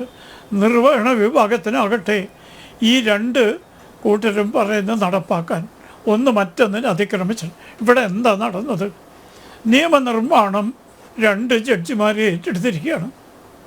ഞാൻ അവരെ പറ്റി മോശമായിട്ട് പറയല്ല, പക്ഷേ ഈ രാജ്യത്തെ എല്ലാവർക്കും അറിയാം. അതിലൊരു ജഡ്ജിയുടെ പിതാവ് ഗുജറാത്ത് നിയമസഭയിലെ കോൺഗ്രസ് അംഗവും സ്പീക്കറുമായിരുന്നു. മറ്റേ ജഡ്ജി തമിഴ്നാട്ടിലെ DMK-യുടെ അധികാര സ്ഥാനത്തിരുന്ന് ഡൽഹിയിലെത്തിയതാണ്. നമ്മുടെ CPM-കാർ പറയും പോലെ പ്രതീകാത്മകമായി നാട് കടത്തുന്ന ഏർപ്പാടൊന്നും മറ്റ് രാഷ്ട്രീയ കക്ഷികൾ തുടങ്ങിയിട്ടില്ല. പക്ഷേ ഇങ്ങനെയുള്ള 2 ജഡ്ജിമാരിരുന്ന് രാഷ്ട്രപതിക്ക് പോലും 3 മാസത്തെ കാലാവധി നൽകാൻ ഭരണഘടനയിലെ ഏത് അധികാരമാണ് അവർക്ക് കൊടുക്കുന്നത്? സൗകര്യത്തിനനുസരിച്ചല്ല ഭരണഘടന വിവക്ഷിക്കേണ്ടത്, ശാശ്വതമായ രീതിയിലാണ്. ഒരു പ്രത്യേക കേസിൻ്റെ വസ്തുതകൾ വെച്ചിട്ടല്ല കോടതി വിധി സുപ്രധാനമായ കാര്യങ്ങൾ പറയുന്നുണ്ട്. കാലാകാലങ്ങളിൽ നിലനിൽക്കേണ്ട വിധിയാണ്. അപ്പോൾ അതിന് പകരം തമിഴ്നാട് ഗവർണർ കാലതാമസം വരുത്തുന്നു, അതുകൊണ്ട് 3 മാസം വെക്കണം. ഈ 3 മാസം വെക്കണോ വേണ്ടേ എന്നുള്ളത് എൻ്റെ സുഹൃത്ത് ഇവിടെ നേരത്തെ പറഞ്ഞു. കോൺഗ്രസ് സ്വാതന്ത്ര്യം നേടി തന്ന ആത്മാഭിമാനമാണ്. ആരാണ് സർ സ്വാതന്ത്ര്യം നേടി തന്നത്? ഇന്ന് പാണക്കാട് പോയി ആശീർവാദം മേടിക്കുന്നവരല്ല.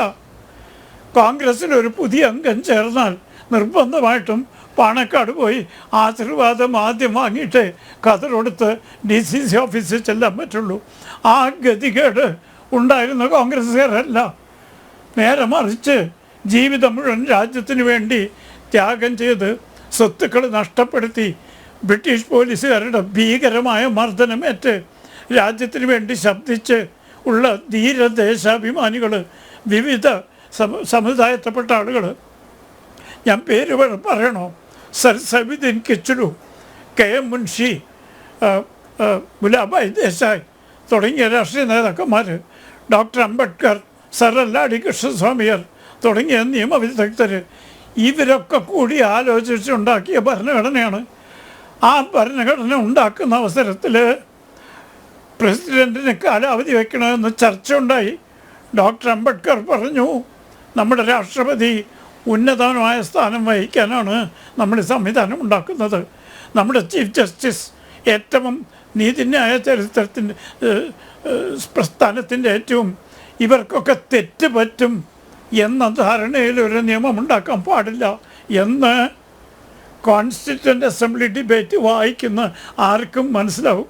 എൻ്റെ സുഹൃത്ത് അനൂപിന് സമയം കിട്ടുമ്പോൾ അങ്ങനെ ഒന്ന് ചെയ്താൽ അദ്ദേഹത്തിൻ്റെ ഇന്നത്തെ അഭിപ്രായം മാറും. പിന്നെ അദ്ദേഹം മതേതരത്തെ പറ്റി പതിവ് പോലെ വാചല്ലേ എന്നെ വർഗീയവാദിയാക്കി. കാരണം ഞാൻ ഹിന്ദുക്കൾക്ക് വേണ്ടി 2 വാക്ക് സംസാരിച്ചു.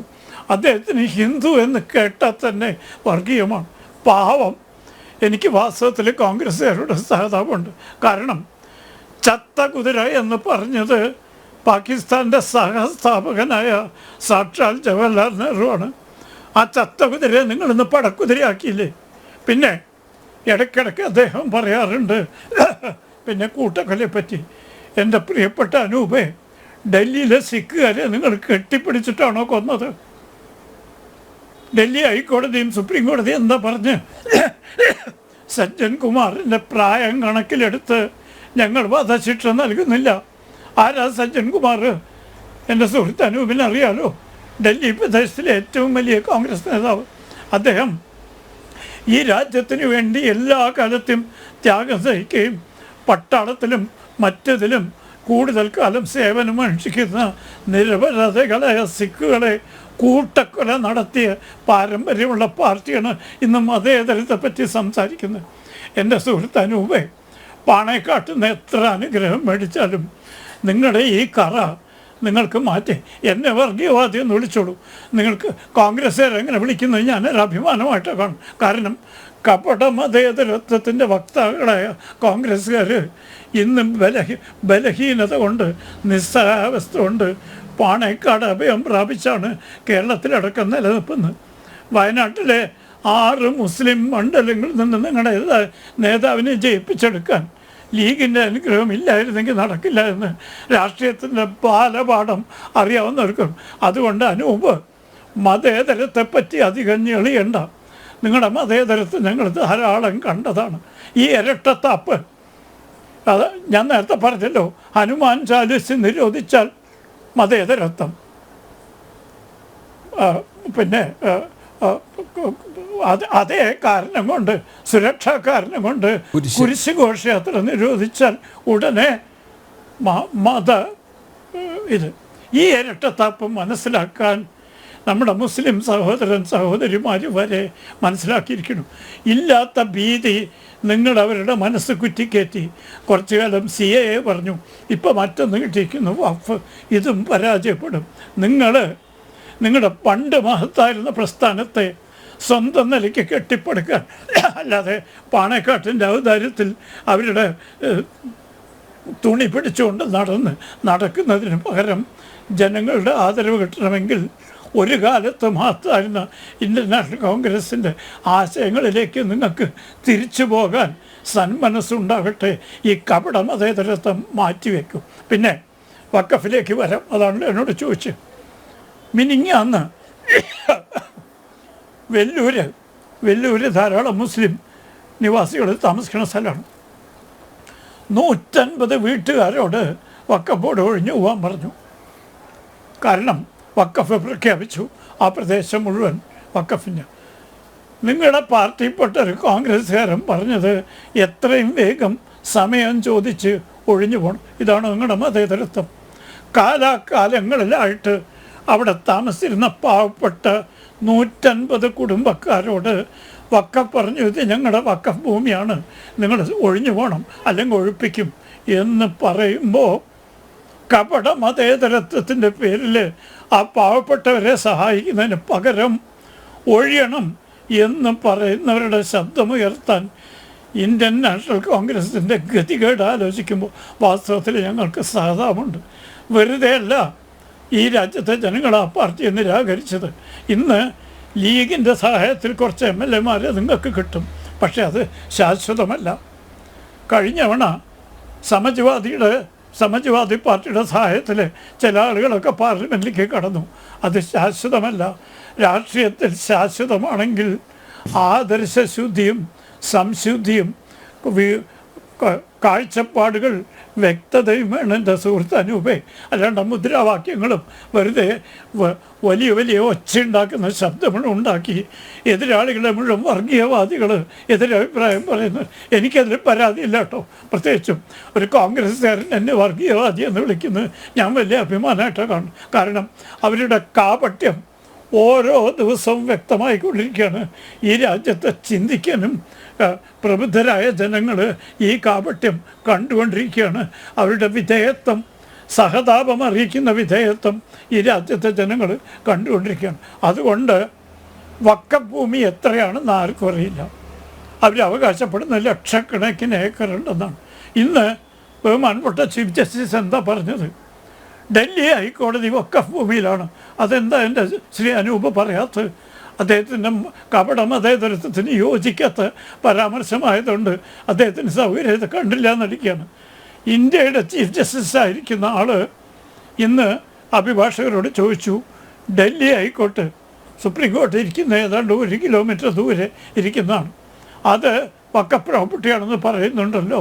അപ്പോൾ ഏതെല്ലാമാണ്? ഔറംഗസീബ് ഒരു ഗ്രാമം മുഴുവൻ വഖഫായി പ്രഖ്യാപിച്ചു. അതാണ് തുടക്കം ഇന്ത്യയിലെ വഖഫിൻ്റെ. ഇതൊക്കെ നിർണ്ണയിക്കാൻ ഉള്ള ഒരു നിയമ സംവിധാനം മുനമ്പം വില്ലേജിലടക്കം ഉണ്ടാക്കുന്നതാണോ മതേതരത്വത്തിനെതിരെ? അതോ എല്ലാ മതങ്ങൾക്കും തുല്യനീതി ഉണ്ടാക്കാനുള്ള? ശ്രീ അനൂപ് ഒന്ന് പഠിച്ച് പറയൂ. അല്ലാതെ രാഷ്ട്രീയത്തിൻ്റെ തിമിര കണ്ണുകൂടെ നോക്കി എല്ലാവരും വർഗീയവാദി. ഞാൻ പറഞ്ഞില്ലേ, എനിക്ക് താങ്കൾ വർഗീയവാദി വിളിച്ചാൽ അഭിമാനമായിട്ടാണ് തോന്നും. കാരണം താങ്കളുടെ പാർട്ടിയുടെ ആ രംഗത്തുള്ള പതനം ഞങ്ങളൊക്കെ നോക്കിക്കണ്ട് ദുഃഖിക്കുന്ന ആളുകളാണ്. ആ പഴയ പാരമ്പര്യത്തിലേക്ക് ആ പാർട്ടിയെ കൊണ്ടുവരാൻ നിങ്ങൾക്ക് എന്തെങ്കിലും സാധിക്കുമെന്ന് ഞാൻ വിശ്വസിക്കുന്നില്ല. കാരണം പാണക്കാട്ട വിധേയത്വം അനുസരിച്ചാണല്ലോ നിങ്ങൾ ഇന്ന് ഈ അഭിപ്രായം പറയാൻ. പക്ഷേ അനൂപ് പാണക്കാട്ട അനുവാദം വാങ്ങിയെന്ന് എനിക്കറിയില്ല. ഇല്ലെങ്കിൽ അച്ചടക്ക നടപടി വിളിച്ചു വരുത്തണ്ട, ശ്രമിച്ചോളൂ. അതുകൊണ്ട് അദ്ദേഹം പറയുന്ന ഈ ന്യായങ്ങൾക്കൊന്നും യാതൊരു അടിസ്ഥാനവുമില്ല. വഖഫ് ഭൂമി ഏതാണെന്ന് തിട്ടപ്പെടുത്തണമെന്ന് ബഹുമാനപ്പെട്ട സുപ്രീം കോടതി വരെ ഇന്ന് അഭിപ്രായം പറഞ്ഞിട്ടുണ്ട്. കുമാർ സാർ പറഞ്ഞതുപോലെ ഒരു സമുദായത്തിൻ്റെ കാര്യത്തിൽ മാത്രം എന്തുകൊണ്ടാണ് ഇത്ര ആവേശം, ഇത്ര താല്പര്യം കോൺഗ്രസിൻ്റെ ഭാഗത്തു നിന്ന് ഉണ്ടാകുന്നത്? രാംകുമാർ സാർ കുറേ യാഥാർത്ഥ്യങ്ങൾ തുറന്നു പറഞ്ഞു, വസ്തുതകൾ താങ്കളുടെ മുന്നിൽ അവതരിപ്പിച്ചു. അങ്ങനെ വിളിച്ചു പറയുന്നത് കൊണ്ടാണോ അദ്ദേഹത്തെ വർഗീയവാദി ആക്കുന്നത്? മാത്രമല്ല ഇതിലൊക്കെ ഒരു സെലക്റ്റീവായിട്ടുള്ള തീരുമാനങ്ങളല്ലേ അനൂപ്? നെഞ്ചിൽ കൈവച്ച് പറയൂ അനൂപേ, കോൺഗ്രസ് ഈ വഖഫ് വിഷയത്തിലും എടുത്ത തീരുമാനം അത് നിങ്ങൾക്ക് ആ സമുദായത്തെ പ്രീണിപ്പിച്ചേ മതിയാകൂ. മാത്രമല്ല മുസ്ലിം ലീഗ് ഉണ്ടെങ്കിലേ കോൺഗ്രസ് ഉള്ളൂ. അതുകൊണ്ട് തന്നെയല്ലേ കോൺഗ്രസ്സിൽ ആര് കടന്നു വന്നു കഴിഞ്ഞാലും ആദ്യം പാണക്കാട് പോയി തങ്ങളുടെ അനുഗ്രഹവും ആശീർവാദവും സ്വീകരിക്കുന്നത്?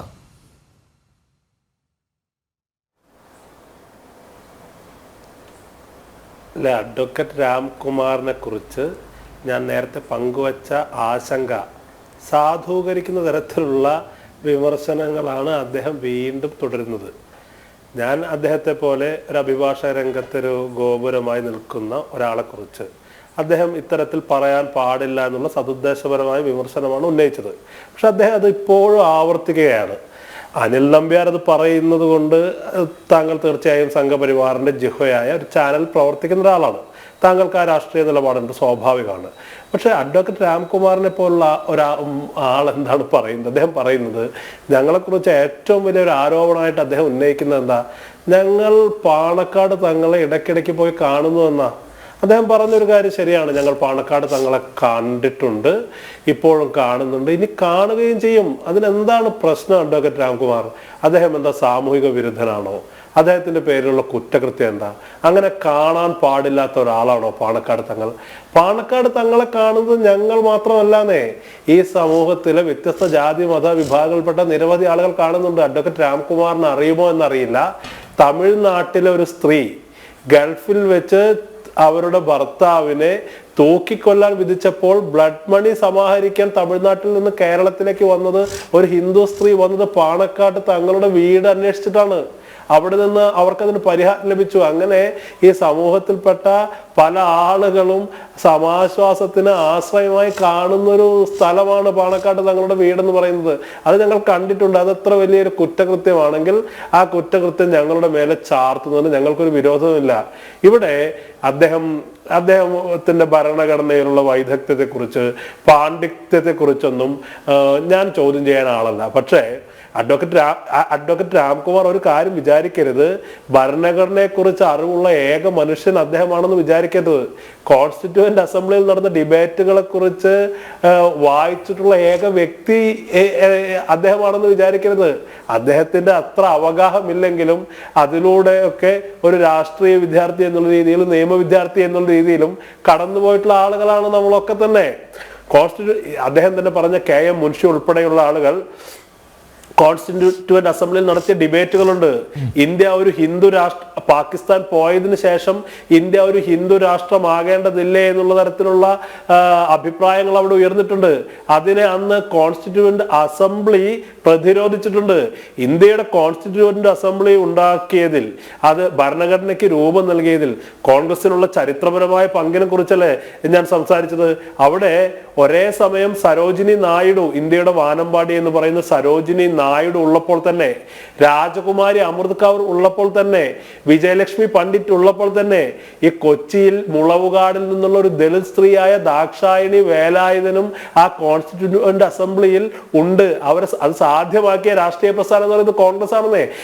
കോൺഗ്രസ് ആ പറയുന്ന ഭരണഘടനാ മൂല്യങ്ങൾ, കോൺഗ്രസിന് തെരഞ്ഞെടുപ്പ് രംഗത്ത് പരാജയങ്ങൾ ഉണ്ടായിട്ടുണ്ട്, തിരിച്ചടികൾ ഉണ്ടായിട്ടുണ്ട്, അതിന്റെ അംഗബലം താഴേക്ക് പോയിട്ടുണ്ട്, അതൊക്കെ യാഥാർത്ഥ്യമാണ്. പക്ഷേ കോൺഗ്രസ് എന്ന് പറയുന്ന, കോൺഗ്രസ് ഇന്ത്യയിൽ മുന്നോട്ട് വെക്കുന്ന മൂല്യ സഞ്ചയം അവിടെ നിലനിൽക്കുകയാണ്. ഞങ്ങളെ സംബന്ധിച്ച് രാഷ്ട്രീയമായ എത്ര തിരിച്ചടികൾ ഉണ്ടെങ്കിലും കോൺഗ്രസ് ആയി നിലനിൽക്കണമെങ്കിൽ ഈ പറയുന്ന വഖഫ് ബില്ലിനകത്ത് പോലുള്ള ഈ വ്യതിരക്തതകൾ, മതസ്വാതന്ത്ര്യം, ഇതൊക്കെ സംരക്ഷിക്കാനുള്ള സവിശേഷമായ ബാധ്യത ഞങ്ങൾക്കുണ്ട്. അതിന്റെ പേരിൽ ഞങ്ങൾ ചിലപ്പോൾ രാഷ്ട്രീയമായ തിരിച്ചടികൾ നേരിട്ടേക്കാം, രാംകുമാറിനെ പോലുള്ള ആളുകളുടെ അപ്രീതിക്ക് പാത്രമായേക്കാം. പക്ഷെ ഞങ്ങളെ സംബന്ധിച്ച് ഞങ്ങളുടെ ഭരണഘടനാപരമായ പ്രതിബദ്ധതയാണെന്നേ. ഇത് ഇന്ത്യൻ ഭരണഘടന മുന്നോട്ട് വെക്കുന്ന ആശയങ്ങളോടുള്ള ഞങ്ങളുടെ അവകാശപ്പെടുന്ന ഒരു പാർട്ടി മുസ്ലിം ലീഗിന് ഇങ്ങനെ കീഴ്പ്പെടേണ്ട ആവശ്യമുണ്ടോ എന്നുള്ളതാണ് ചോദ്യം.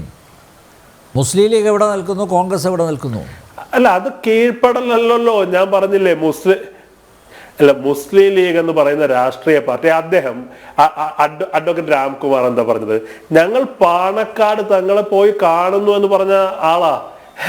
പാണക്കാട് അല്ല, ഞാനൊരു കാര്യം പറയാട്ടോ, പാണക്കാട് തങ്ങളെ കുറിച്ച് പി എസ് ശ്രീധരൻപിള്ള പറഞ്ഞ കാര്യങ്ങളൊക്കെ പാണക്കാട് തങ്ങന്മാരുടെ പാരമ്പര്യത്തെക്കുറിച്ച് PS ശ്രീധരൻപിള്ള പറഞ്ഞ കാര്യങ്ങളൊക്കെ ഗൂഗിൾ ചെയ്ത് നോക്കിയാൽ താങ്കൾക്കും കാണാം. BJP നേതാക്കന്മാരും അവരെ കുറിച്ച് നല്ല അല്ല, എല്ലാവരും ഒരേ സ്വരത്ത് സംസാരിക്കണമെന്നില്ലല്ലോ. അല്ല, BJP നേതാക്കന്മാരും അല്ല, ഞാൻ പറയാണ് BJP പ്രസിഡന്റ് K സുരേന്ദ്രൻ പറഞ്ഞ കാര്യങ്ങളുണ്ടെന്നേ. അപ്പൊ ഞങ്ങൾ പറയുന്നത്, ഇപ്പൊ താങ്കൾക്ക് അനിൽ നമ്പ്യാർക്ക്, താങ്കൾ മലബാറിൽ നിന്ന് വരുന്ന ഒരാളല്ലേ ആണെന്നാണ് ഞാൻ കരുതുന്നത്. താങ്കൾക്ക് ഈ പാണക്കാട് തങ്ങൾക്കുള്ള ഒരു പോരായ്മ, പാണക്കാട് തങ്ങൾക്കുള്ള ഒരു പ്രശ്നമായി അനിൽ നമ്പ്യാർക്ക് തോന്നുന്നത് അങ്ങനെ കാണാൻ പാടില്ലാത്ത, കണ്ടാൽ ഓടിപ്പോകേണ്ട ഒരാളാണ് പാണക്കാട് തങ്ങൾ എന്നുള്ള വ്യക്തിപരമായ അഭിപ്രായം അനിൽ നമ്പ്യാർക്കും ഉണ്ട് എന്ന് ഞാൻ കരുതുന്നില്ല. ഇവിടെ ഞങ്ങൾ ഈ പാണക്കാട് പോകുന്നതൊക്കെ പറയുന്നത് അതുപോലെ രാംകുമാർ സാർ ഉദ്ദേശിച്ചത് എന്താണെന്ന് അനൂപിന് മനസ്സിലായിട്ടില്ല. പാണക്കാട് തങ്ങളെ കാണാൻ പോകുന്നതിലുള്ള ആ അഭംഗി അല്ലെങ്കിൽ ഒന്നുമല്ല അദ്ദേഹം ഉദ്ദേശിച്ചത് ഞാൻ ഈ ഒറ്റ വാക്ക് പറഞ്ഞതുപോലെയാണ്. ഒരു പാർട്ടി പൂർണ്ണമായും വിനീത വിധേയരായിരിക്കുകയാണ് മുസ്ലിം ലീഗിന് മുന്നിൽ. അതുകൊണ്ട് തന്നെയല്ലേ ആ ഒരു സമുദായത്തെ പ്രീണിപ്പിക്കുന്നതിന്റെ ഭാഗമായിട്ട് തന്നെയല്ലേ നിങ്ങൾ ഈ വഖഫ് വിഷയം ഇങ്ങനെ ഉയർത്തിക്കൊണ്ട് നടക്കുന്നത്. അതേസമയം നിസ്സഹായരായ 610 കുടുംബങ്ങളുടെ കാര്യം അത് നിങ്ങൾ പരിഗണിക്കുന്നേയില്ല. മുനമ്പത്ത് എന്നിട്ട് എന്താ ഇപ്പൊ പറയുന്നത്? കേന്ദ്രമന്ത്രി വന്നിട്ടും മുനമ്പത്തുകാർക്ക് നീതി കിട്ടിയില്ല എന്നുള്ള രീതിയിലെ പ്രചരണവുമായിട്ടല്ലേ മുന്നോട്ട് പോകുന്നത്. നിങ്ങൾക്ക് വസ്തുതകൾ കൃത്യമായിട്ട് അറിയാം. മുനമ്പത്തുകാർ നിങ്ങളോട് അപേക്ഷിച്ചു. മാത്രമല്ല സഭാ നേതൃത്വം നിങ്ങളോട് അപേക്ഷിച്ചു, നിങ്ങളുടെ MP-മാരോട് അപേക്ഷിച്ചു ഈ ഭേദഗതി ബില്ലിനെ അനുകൂലിക്കണമെന്ന് അപേക്ഷിച്ചു. എന്നിട്ട് പോലും ചെവിക്കൊണ്ടില്ല. അപ്പോൾ അവിടെയൊക്കെ പ്രകടമായി നിൽക്കുന്ന എന്താണ്? നിങ്ങൾക്ക് ഈ വിധേയത്വം ഉണ്ട്. ആ വിധേയത്വത്തിൽ നിന്ന് നിങ്ങൾക്ക് മാറാൻ പറ്റില്ല. ആ വിധേയത്വം ഒരു അടിമത്വമായിട്ട് മാറുന്നു. അതാണ് രാംകുമാർ സാറിനെ പോലുള്ള ഒരാൾ ചൂണ്ടിക്കാണിച്ചത്. അല്ല, അദ്ദേഹം എന്താണ് ഉദ്ദേശിച്ചത്, അദ്ദേഹത്തിന്റെ ഉദ്ദേശവും ദുരുദ്ദേശവും വളരെ കൃത്യമായിട്ട് പറയാം. ആവർത്തിച്ച് പാണക്കാട് തങ്ങൾ എന്ന് പറഞ്ഞതുകൊണ്ട് അദ്ദേഹം ദുഷ്ടലാക്കോടുകൂടി വളരെ കൃത്യമായി പറഞ്ഞുകൊണ്ടിരിക്കുക. പിന്നെ മുനമ്പത്തെ കാര്യം തിരിച്ചറിയേണ്ടവർ തിരിച്ചറിഞ്ഞിട്ടുണ്ട്. അനിൽ നമ്പ്യാരെ അല്ല, തിരിച്ചറിയേണ്ടവർ തിരിച്ചറിഞ്ഞിട്ടുണ്ടെന്നേ. ഇപ്പൊ മുനമ്പ് ഉൾപ്പെടുന്ന വരാപ്പുഴ അതിരൂപതയുടെ ബിഷപ്പ് എന്താ പറഞ്ഞത്? വഖഫ് ബില്ലിനെ കുറിച്ച് അദ്ദേഹം എന്താ പറഞ്ഞത്? അവസാനം അദ്ദേഹം പറഞ്ഞത് വഖഫ് ബില്ലിൽ ഈ പറയുന്ന 5 വർഷത്തെ വിശ്വാസം നിരീക്ഷിക്കപ്പെടുന്ന വ്യവസ്ഥകളടക്കം അനീതിയാണെന്നും മുനമ്പം നിവാസികളെ പറ്റിക്കാനുള്ള വലിയ പരിശ്രമങ്ങൾ നടന്നു എന്ന് പറഞ്ഞത് മുനമ്പത്ത് ഉൾപ്പെടുന്ന വരാപ്പുഴയുടെ ബിഷപ്പാണെന്നേ. മുനമ്പത്തെ ആളുകൾ സത്യത്തിൽ വലിയ നിസ്സഹായാവസ്ഥയുള്ള ആളുകളെ ആ നിസ്സഹായാവസ്ഥ ചൂഷണം ചെയ്തുകൊണ്ട് പറ്റിക്കുന്ന സമീപനം വരാപ്പുഴയിൽ അദ്ദേഹം പറഞ്ഞില്ലെങ്കിൽ അത്ഭുതം. നിങ്ങളുടെ കൂടെ നടക്കുന്ന ചില വിരലിൽ എണ്ണാവുന്നത് പോലുമില്ല ചില ബിഷപ്പുമാരുണ്ട്. ആ ബിഷപ്പുമാരെ പൂർണ്ണമായും നിങ്ങളെ ആശ്രയിച്ചിരിക്കുക. അതേസമയം ഈ സഭാ നേതൃത്വത്തിലുള്ള മറ്റ് പലരും പറഞ്ഞത് എന്തേ നിങ്ങൾ കേൾക്കുന്നില്ല? നിങ്ങൾ എന്തുകൊണ്ട് അനുസരിച്ചില്ല? നമ്മുടെ വോട്ടുകൾ കൊണ്ടാണ് ഹൈബി ഈഡൻ MP ആയത് എന്ന് പറയുന്നു. ആ ഹൈബി ഈഡനെ എങ്ങനെ MP സ്ഥാനത്ത് നിന്ന് ഇറക്കാമെന്ന് ഞങ്ങൾക്കറിയാമെന്ന് പറഞ്ഞതാരാ?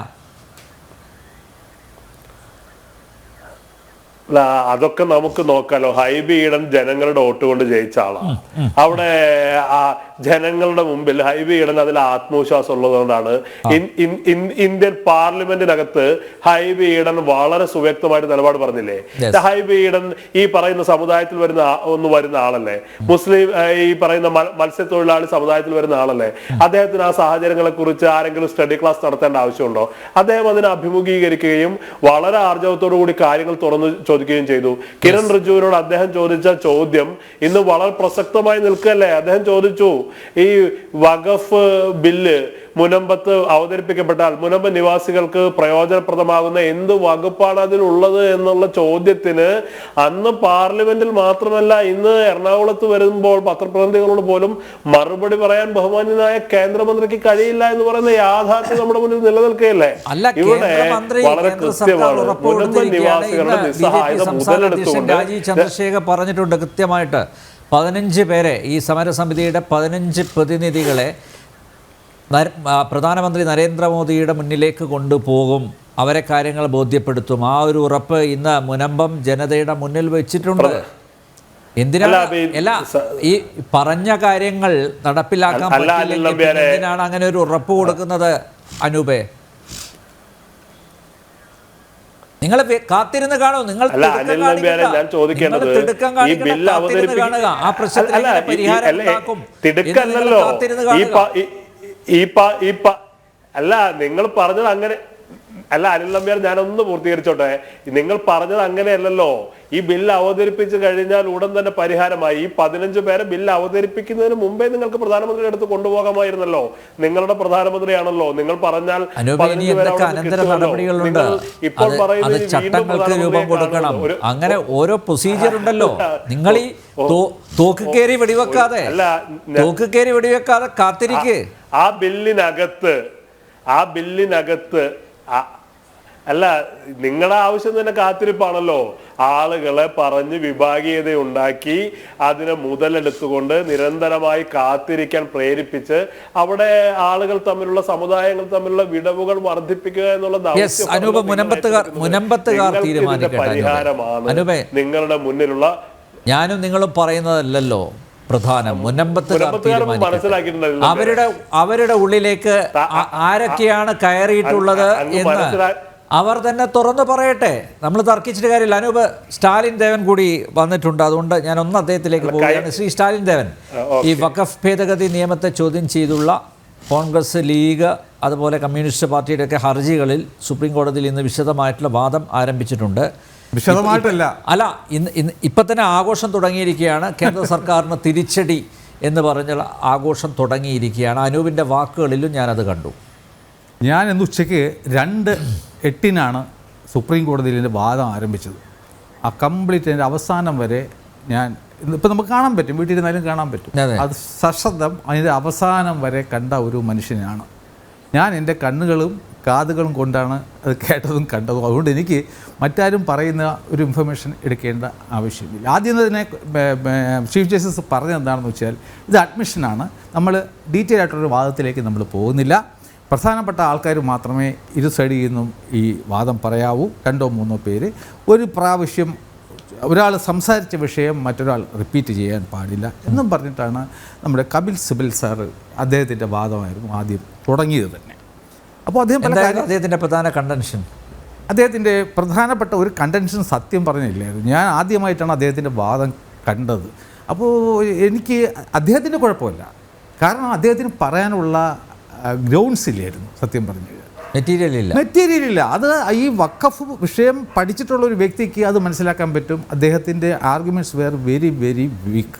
അതായത് ഒരു മിസ്ലീഡ് ചെയ്തിട്ട് കോടതി ഒരു മിസ്ലീഡ് ചെയ്തുകൊണ്ട് പോവുകയായിരുന്നു. അപ്പോൾ ഇടയ്ക്ക് കോടതി ഈ രാംകുമാർ സാറ് പറഞ്ഞതൊക്കെ ചോദിച്ചു. അദ്ദേഹം ചോദിച്ചു, ഞാൻ പണ്ട് ഡൽഹി ഹൈക്കോടതിയിൽ ഇരുന്ന സമയത്ത് ഈ വഖഫ് ബോർഡ് ഹൈക്കോടതിയെ അടിച്ചു മാറ്റിയെന്ന് പറയുന്നു. അദ്ദേഹം പറഞ്ഞതാണ്. അപ്പോൾ എന്തായാലും കപിൽ സിബൽ സാറിൻ്റെ വാദം കഴിഞ്ഞതിന് ശേഷം അപ്പുറത്ത് തുഷാർ മേത്ത സാറായിരുന്നു എതിർഭാഗം പറഞ്ഞത്.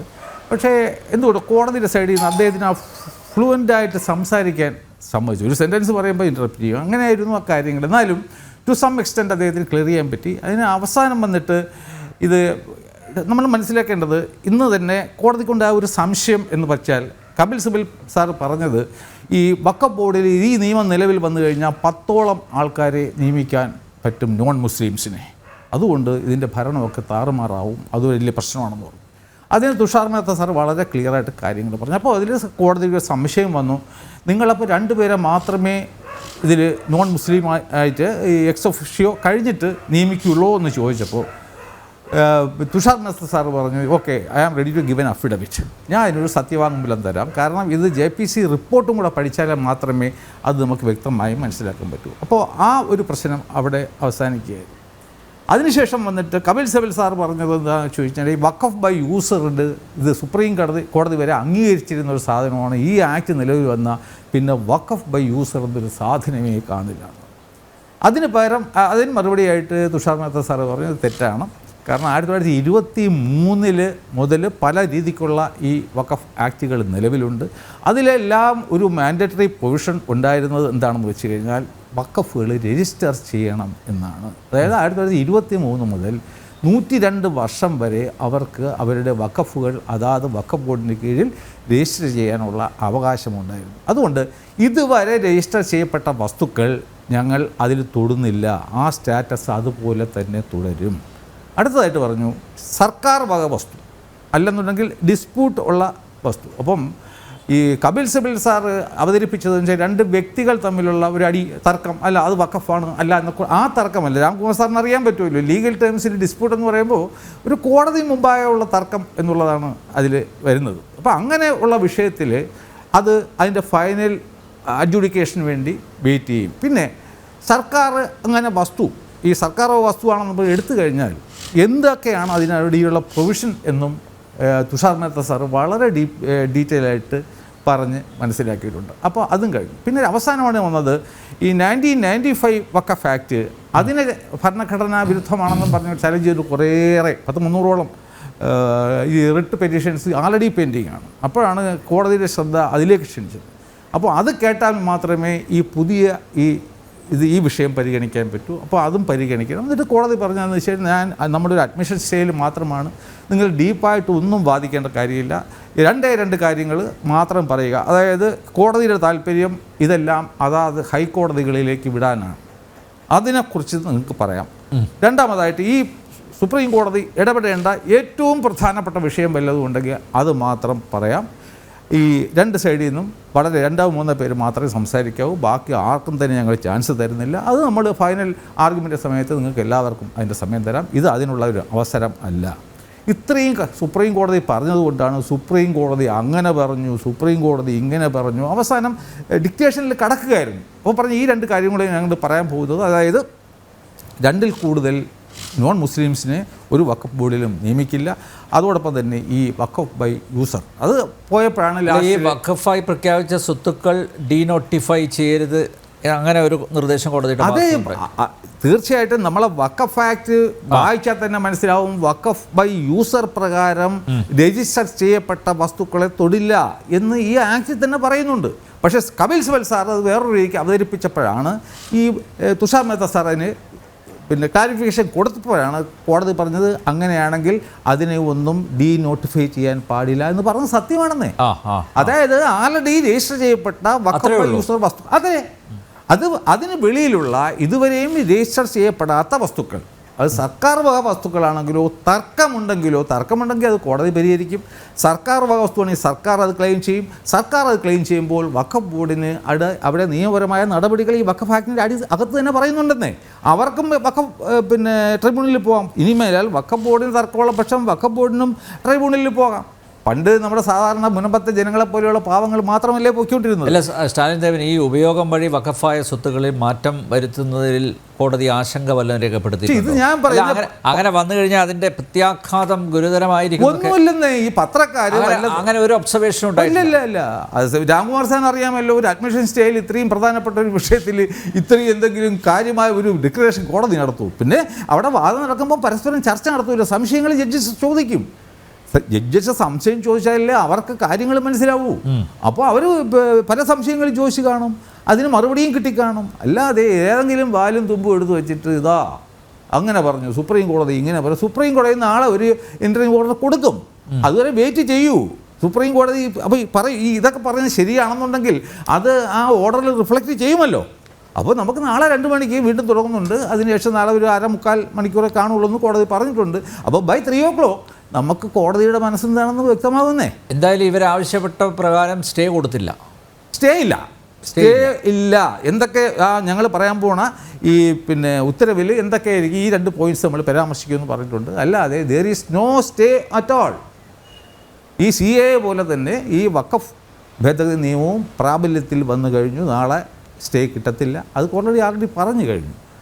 അപ്പോൾ എന്തിനാ ഇത്രയും വലിയ ബഹളം? നാളെ ഒരു 3 മണി വരെ വെയിറ്റ് ചെയ്യാന്നേ. സുപ്രീം കോടതി എന്താണ് ഈ നിയമം തുലാസിലാവില്ല? ഇല്ല, ഒരിക്കലും ഉറപ്പിച്ച് പറയാം. 100%. ഞാൻ ഇന്ന് കേട്ടത് പ്രകാരമാണെങ്കിൽ 100% ഉറപ്പിച്ച് പറയാം. The court has almost came to a conclusion. പക്ഷേ അവസാനത്തെ ഒരു റിക്വസ്റ്റിൻ്റെ അടിസ്ഥാനത്തിലാണ് നാളെയും കൂടെ കുറച്ച് സമയം കൂടി 2 മണിക്ക് ശേഷം കേൾക്കാമെന്ന് പറഞ്ഞത്. ശ്രീ ശാലിന് ഒറ്റ കാര്യം കൂടി, ഈ മുനമ്പത്തുകാരുടെ വിഷയത്തിൽ ഏറ്റവും കൂടുതൽ ഇടപെട്ട ഒരു വ്യക്തിയാണ് താങ്കൾ അല്ലേ? ആ സമരസമിതിക്ക് വേണ്ട നിയമോപദേശം കൂടി ഒരു റിട്ടയേർഡ് അണ്ടർ സെക്രട്ടറി എന്ന നിലയിൽ താങ്കളുടെ അനുഭവ പരിജ്ഞാനത്തിൻ്റെ അടിസ്ഥാനത്തിൽ താങ്കൾക്കുള്ള അറിവുകൾ പങ്കുവച്ചു അവരുമായിട്ടൊക്കെ അല്ലേ? ആ അച്ഛന് ഉൾപ്പെടെയുള്ളവർക്ക് താങ്കൾ പലതും പറഞ്ഞു കൊടുത്തിട്ടുണ്ട്. നോക്കൂ, ഇപ്പോൾ മുനമ്പം ജനതയെ വഞ്ചിച്ചു കേന്ദ്ര സർക്കാർ എന്ന രീതിയിലുള്ള പ്രചരണം നടക്കുന്നുണ്ട്. അതിനു കൂടി ഒരു മറുപടി. Absolutely not. സാറിനറിയാലോ, ഞാനാണ് ഈ 2A നിലവിൽ വന്നു കഴിഞ്ഞാൽ മുനമ്പം രക്ഷപ്പെടുമെന്ന് ആദ്യമായിട്ട് പറഞ്ഞത്. അതിനുശേഷം പറഞ്ഞത് ജനം TV ആണ്. 23-ാം തീയതി, ഫെബ്രുവരി മാസം 23-ാം തീയതി. അന്ന് ആരും ഇതിനൊന്നും ഏറ്റെടുക്കുകയോ അതെങ്ങനെയാണെന്ന് ചർച്ച ചെയ്യുകയോ ഒന്നും ഉണ്ടായില്ല. എന്തായാലും ബില്ല് പാസ്സായതിന് ശേഷമാണ് ഇവൻ BJP നേതാക്കളും എന്നെ ബന്ധപ്പെടുന്നു. എന്താണ് നിങ്ങളങ്ങനെ പറയാനുള്ള കാരണം? എനിക്ക് കഴിയും പോലെയൊക്കെ അത് എക്സ്പ്ലെയിൻ ചെയ്ത് കൊടുത്തു. പക്ഷെ എന്താണ് നടന്നതെന്ന് വെച്ച് കഴിഞ്ഞാൽ, ഞാൻ ഏകദേശം 10-11 മാസം മുമ്പ് തന്നെ ഈ 1950 മുമ്പുള്ള രജിസ്റ്റേർഡ് ഡോക്യുമെൻറ്റ്സ് മുന്നാധാരങ്ങളെടുത്ത് വളരെ കാര്യമായ ഒരു റിസർച്ച് നടത്തിയിട്ട് ഈ സിദ്ദിഖ് ചേട്ടു വഖഫ് ഉണ്ടാക്കിയെന്ന് പറയുന്ന 1950 നവംബർ മാസം 1-ാം തീയതി അത് ഒരു 11 വയസ്സുള്ള ഒരു മൈനർ പെൺകുട്ടിക്ക് കൂടി അവകാശപ്പെട്ട ഒരു വസ്തുവാണെന്നുള്ള ഏറ്റവും മുനമ്പത്തിന് ഏത് കോടതിയിൽ പോയാലും ജയിക്കാൻ പറ്റുന്ന ഒരു തെളിവെടുത്ത് കൊടുത്തു. പക്ഷേ അപ്പോഴാണ് ലാസ്റ്റിൽ എനിക്ക് മനസ്സിലായത്, കോൺഗ്രസിൻ്റെ കയ്യിലാണ് അവിടുത്തെ ഈ മുനമ്പം ഭൂസംരക്ഷണ സമിതിയിലെ കൺവീനർ എന്നൊക്കെ പറഞ്ഞ ഈ ജോസഫ് ബെന്നിയും അതെ മനസ്സിലായില്ലേ? അപ്പോൾ ഞാൻ ആലോചിച്ചോട്ടെ, ഞാൻ ഇത്രയും സഹായകരമായി കാര്യങ്ങൾ കൊടുത്തിട്ടൊക്കെ ഒരു വില പോലും കൊടുത്തില്ല. അടുത്തായിട്ട് ഞാൻ പറഞ്ഞു, ഇത് വഖഫ് ട്രൈബ്യൂണലിന് മാത്രമേ നിങ്ങൾക്ക് ആശ്വാസം തരാൻ പറ്റൂ, ഇതും കൂടി നേരെ വഖഫ് ട്രൈബ്യൂണലിൽ പോകില്ല. അവർ അതായത് അവർക്ക് ഡയറക്ഷൻ വരുന്നതൊക്കെ ഹൈബീഡിൻ്റെ ആൾക്കാരാണ് അവരെ കൺട്രോൾ ചെയ്തുകൊണ്ടിരിക്കുന്നത്. അങ്ങനെ ചെയ്യൂ, ഇങ്ങനെ ചെയ്യൂ. എന്നിട്ട് നമ്പ്യാർ സാർ ഓർമ്മയ്ക്കുണ്ടാവും, ഒരു ദിവസം ഞാൻ ഈ ജനസഭ സംഘടിപ്പിച്ചപ്പോൾ ആദ്യത്തെ ജനസഭയിൽ ഇദ്ദേഹം പങ്കെടുത്തു. അപ്പോൾ വന്നിട്ട് ലാസ്റ്റ് ഞാൻ വിചാരിച്ചു ഇവരെൻ്റെ പറയുന്ന ഒന്നും കേൾക്കാത്തത്. അങ്ങനെ വന്നിട്ട് അതിൻ്റെ ആ ഗ്രൂപ്പിലേക്ക് അഡ്മിനാക്കിനായിരുന്നു. ഞാൻ എല്ലാം കഴിഞ്ഞു, ഈ കഴിയുന്ന തെളിവുകൾ കൊടുത്തിട്ട് ഞാൻ പിൻവാങ്ങി. ഇപ്പോൾ സത്യം പറഞ്ഞാൽ ആൾക്കാരൊക്കെ അവിടെ വ്യക്തമായി, അതായത് ഞാൻ ഒരു ദിവസം ഈ ജനം TV പറഞ്ഞു, ഇങ്ങനെ കേസ് നടത്തുകയാണെങ്കിൽ മുനമ്പത്തെ ജനങ്ങൾ കടലിൽ ചാടി ആത്മഹത്യ ചെയ്യേണ്ടി വരും എന്ന് പറഞ്ഞത് പിറ്റേ ദിവസമാണ് ആ ചാനൽ ചർച്ച ഉണ്ടായിരുന്ന ഷോൺ ജോർജ് മുനമ്പത്ത് ചെല്ലുകയും അവരെ ഈ ബെച്ചു കുര്യൻ തോമസ് സാർ കൈകാര്യം ചെയ്യുന്ന ആ കേസിൽ കക്ഷി ചേർത്തവും പേരിനും വേണ്ടി വന്നിട്ട് ഈ വഖഫ് ട്രൈബ്യൂണലിന് കക്ഷി ചേർത്തു. അപ്പോഴും അവർ കൊണ്ടുവച്ചാരാണ് അടുത്ത കോൺഗ്രസ്സുകാർ, സീനിയർ അഡ്വക്കേറ്റ് ജോർജ് പൂന്തോട്ടം. എനിക്ക് പറയാൻ മടിയൊന്നുമില്ല. പക്ഷേ അദ്ദേഹത്തിനോട് ബെച്ചു കുര്യൻ തോമസ് ആ വാദസമിതി ചോദിച്ചു, do you have any relevant point raise? Why? Because അദ്ദേഹത്തിന് മുനമ്പൻ ചരിത്രമേ അറിയില്ല. അതുകൊണ്ട് എങ്ങനെയെങ്കിലും ഈ പ്രശ്നം പരിഹരിക്കരുത്. അപ്പോൾ ഒരു കോംപ്രമൈസിൻ്റെ ഒരു സാധ്യത ഉണ്ടാകും. മുനമ്പത്തെ വസ്തു മുനമ്പം തന്നെയാക്കി വിട്ടുകൊടുത്തതിന് ശേഷം വഖഫ് ബോർഡിന് പകരമായിട്ട് 10-500 ഏക്കർ എവിടെയെങ്കിലും കൊടുക്കണം എന്നുള്ളതാണ് ഈ രാഷ്ട്രീയക്കാരുടെ മെയിൻ അജണ്ട. അതുകൊണ്ടാണ് 2A പ്രകാരം മുനമ്പത്തിന് പരിഹാരം ഇല്ല എന്ന് അവർ പറയുന്നത്. അപ്പോൾ എന്തായാലും ഇപ്പോഴത്തെ സംഭവം എന്താണെന്ന് വെച്ച് കഴിഞ്ഞാൽ, അവിടെ കുറേ ദൂരവും വിദ്യാഭ്യാസമൊക്കെയുള്ള ആൾക്കാർ മനസ്സിലായി, ഈ കോൺഗ്രസിൻ്റെ കള്ളക്കളി അവർക്ക് മനസ്സിലായിട്ട് അവർ എന്നെ സമീപിച്ചിട്ട് പറഞ്ഞു, സാറ് ഞങ്ങളെ കേസ് നടത്തി തരണം, ഞങ്ങൾക്ക് സാറിന് പരിപൂർണ്ണ വിശ്വാസം. ഞാൻ അതിൽ പറഞ്ഞ രണ്ട് കാര്യമാണ്. ഒരു മനുഷ്യരും ഞാൻ കേസ് നടത്തുമ്പോൾ ഇൻ്റർഫിയർ ചെയ്യാൻ പാടില്ല. വക്കീൽ ഉൾപ്പെടെ ആരാണെന്ന് ഞാനായിരിക്കും തീരുമാനിക്കുക. എൻ്റെ ഇഷ്ടത്തിനേക്കായിരിക്കും കേസ് നടത്തുക. അങ്ങനെ മുന്നോട്ട് പോയപ്പോഴാണ് ഇപ്പോൾ കോടതി അടവാണ്, നമ്മുടെ ട്രൈബ്യൂണലും അവധിയിലാണ്. ട്രൈബ്യൂണലിന് മുന്നിൽ 2 കേസാണുള്ളത്. ഒന്ന്, ഈ വസ്തു സർക്കാർ വഖഫ് ബോർഡ് ഈ വസ്തു ഏറ്റെടുത്തതിന് ചലഞ്ച് ചെയ്തുകൊണ്ട് ഫറൂഖ് കോളേജിൽ കൊടുത്തത്.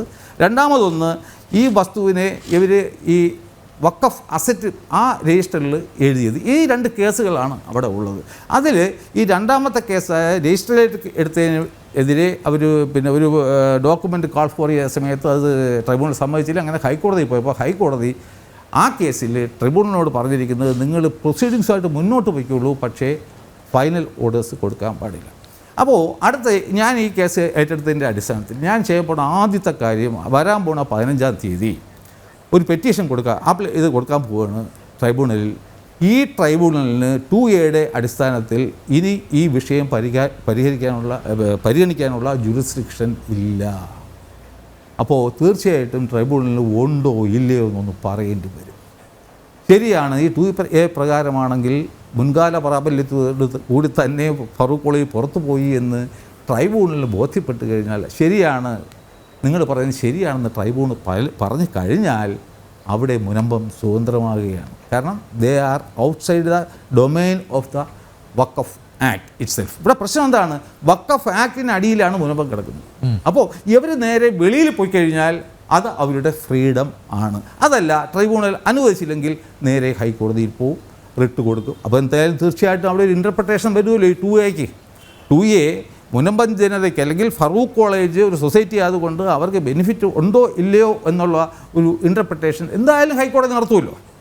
അങ്ങനെ വന്നു കഴിഞ്ഞാലും പിറ്റേ ദിവസം തന്നെ ഈ കേരള സർക്കാരിന് ചാപ്റ്റർ 1 സെക്ഷൻ 2 വേണ്ട റൂൾസ് ഉണ്ടാക്കി ഇവരെ റവന്യൂ അവകാശങ്ങൾ തിരിച്ചു കൊടുക്കേണ്ടി വരും. അപ്പോൾ പിന്നെ ആർക്ക് എന്ത് ചെയ്യാം? കാരണം വഖഫ് ബോർഡിന് ക്ലെയിം ചെയ്യാൻ പറ്റത്തില്ല.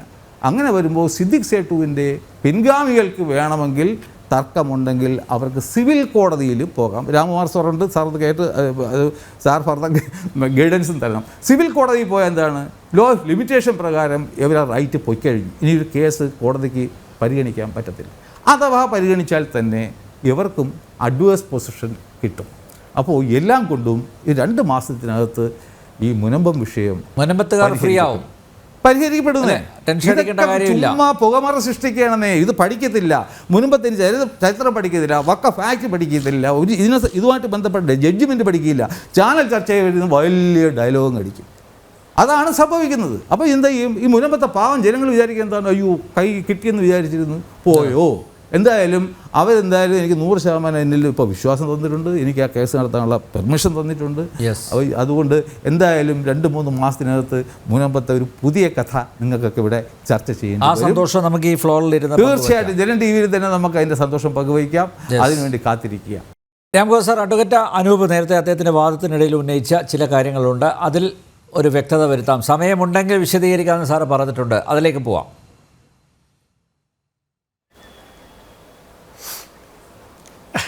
അതല്ല, ഇപ്പോൾ സംസാരിച്ച സുഹൃത്തിൻ്റെ വിശദീകരണം കൊണ്ട് കപടം മതേതരത്വത്തിൻ്റെ പൊയ്മുഖം മുനമ്പത്തും പകൽ പോലെ വ്യക്തമായിരിക്കുകയാണ്. അതുകൊണ്ട് അനൂപിനോട് എനിക്കധികം സംസാരിക്കും. പക്ഷെ ഒരു കാര്യം മാത്രം, ഞാനും മലബാർ പ്രദേശത്തുകാരനാണ്. എനിക്ക് പാണക്കാട് കുടുംബത്തിന് മലബാറുകാർക്കുള്ള ആരാധനയും വിശ്വാസവും ബഹുമാനവും ഈ വൃത്തികെട്ട കോൺഗ്രസ്സുകാർ അവരുടെ പിന്നാലെ കൂടി വിധേയത്വം ഓച്ചാനിച്ച് നിൽക്കുന്നതിന് എത്രയോ കാലമായിട്ടുള്ളതാണ്. അവിടുത്തെ തങ്ങൾമാരെ എന്ന് പറഞ്ഞാൽ ഞങ്ങൾ മലബാർ പ്രദേശത്തുകാർ ദൈവത്തിൻ്റെ പ്രവാചകരായിട്ടാണ് കാണുന്നത്, രാഷ്ട്രീയക്കാരായിട്ടല്ല.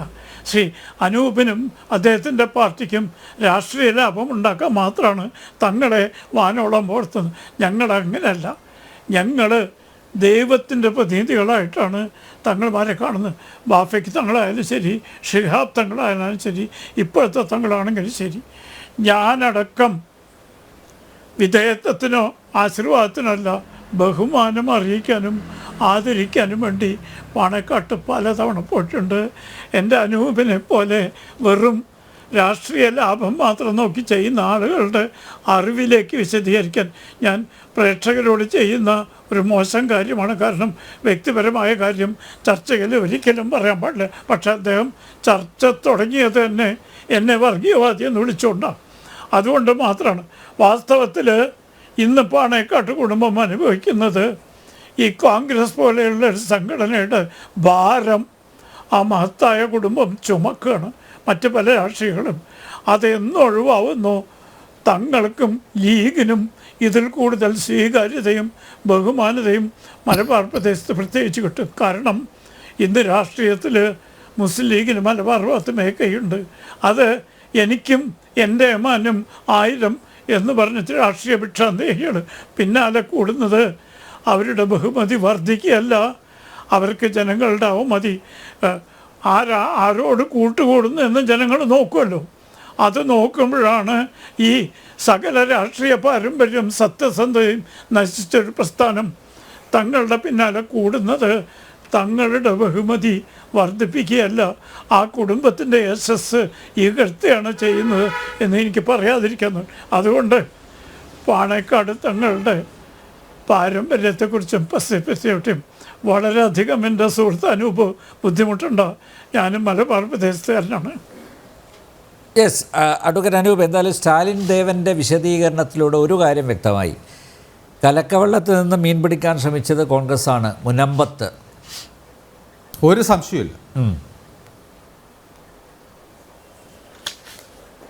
അല്ല, അതിനു മുമ്പ് അഡ്വക്കേറ്റ് രാംകുമാർ ഇപ്പോൾ പാണക്കാട് കുടുംബത്തെ കുറിച്ച് നല്ല വാക്കുകൾ പറയാൻ തുടങ്ങിയെങ്കിൽ നന്ദി. അദ്ദേഹം നേരത്തെ പറഞ്ഞത് അതല്ല, മഹത്തായ പാരമ്പര്യവും പൈതൃകവുമുള്ള കോൺഗ്രസ് പാണക്കാട് തങ്ങൾമാരെ ഇടയ്ക്കിടയ്ക്ക് പോയി കണ്ട് ആ പാരമ്പര്യം കളയുന്നുവെന്ന ഇപ്പൊ തിരിച്ചും പറയുന്നു. ഇപ്പൊ അദ്ദേഹം പറയുന്നത് പാണക്കാട് കുടുംബം കോൺഗ്രസുമായുള്ള ബന്ധത്തിലൂടെ അവരുടെ മഹത്തായ കുടുംബ പാരമ്പര്യം അത് നഷ്ടപ്പെടുന്നുവെന്ന. അദ്ദേഹത്തിന് വിദഗ്ധമായി ടെസ്റ്റ് ചെയ്യാൻ അറിയുന്ന വിദഗ്ധനായ അഭിഭാഷകനാണ് എന്നുള്ള കാര്യത്തിൽ നമുക്കൊരു തർക്കമില്ല. പിന്നെ നിങ്ങൾ നാഴികക്ക് 40 വട്ടം അവിടെ പോയി അദ്ദേഹത്തിന്റെ ആദ്യത്തെ തല കുമ്പിടുന്നത് രാഷ്ട്രീയ ലാഭത്തിന് വേണ്ടിയാണെന്നാണ് സാറ് പറഞ്ഞത്. അതിന്റെ ചുരുക്കം തലകുമ്പിടുന്നല്ലോ. അല്ല അദ്ദേഹം അത് വിശദീകരിച്ചല്ലോ. ഞാനതിന് മറുപടി പറയാനുള്ള സ്വാതന്ത്ര്യം എനിക്കുണ്ടല്ലോ. ഞാൻ അതുകൊണ്ടാണല്ലോ ഞാൻ പറയേണ്ടി വരുന്നത്. പിന്നെ ഇവിടെ അഡ്വക്കേറ്റ് രാംകുമാറിന് ഭരണഘടനാ വൈദഗ്ധ്യത്തിൽ വിഷയത്തിലുള്ള വൈദഗ്ധ്യത്തിനൊന്നും ആരും ചോദ്യം ചെയ്തില്ല. അദ്ദേഹം വിദഗ്ധനാണ്. പക്ഷെ ഇവിടെ പറയുന്നത് എന്താ? അഡ്വക്കേറ്റ് രാംകുമാർ ഭരണഘടനാ വിദഗ്ധൻ, കപിൽ സിബൽ പാവതൊന്നും അറിയില്ല. ഈ നേരത്തെ സംസാരിച്ച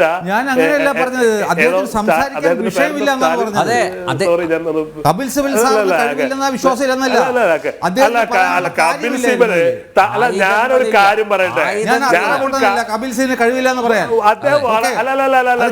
പറഞ്ഞാൽ മതി. ഞാൻ പാർട്ടിക്കാരനല്ല, എനിക്ക് പറയേണ്ട ആവശ്യമില്ല.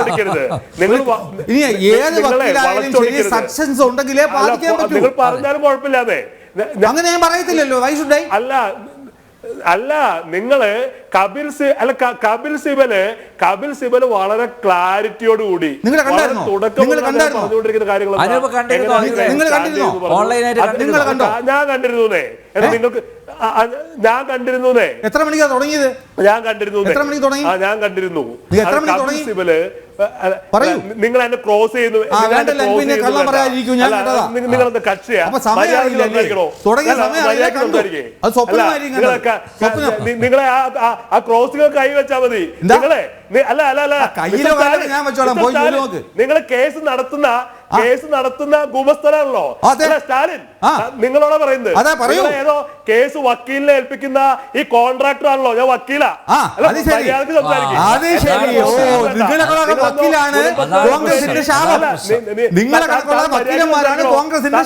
താൻ വക്കീലാ.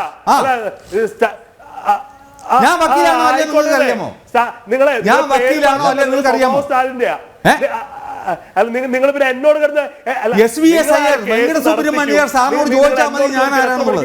അതൊക്കെ താൻ കൈ വെച്ചാൽ മതി. അതൊക്കെ താൻ കയ്യിൽ വെച്ചാൽ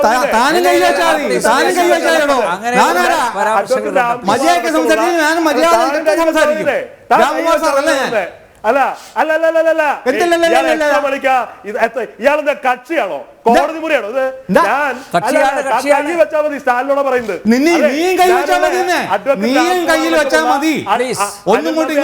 ആളുകളോട് തന്നോട് ഞാൻ പറയുന്നത് എന്റെ അടുത്ത് വരണ്ട. താൻ കൈ താൻ ആരാ ക്രോസ് ചെയ്യാൻ? ക്രോസ് ചെയ്യാൻ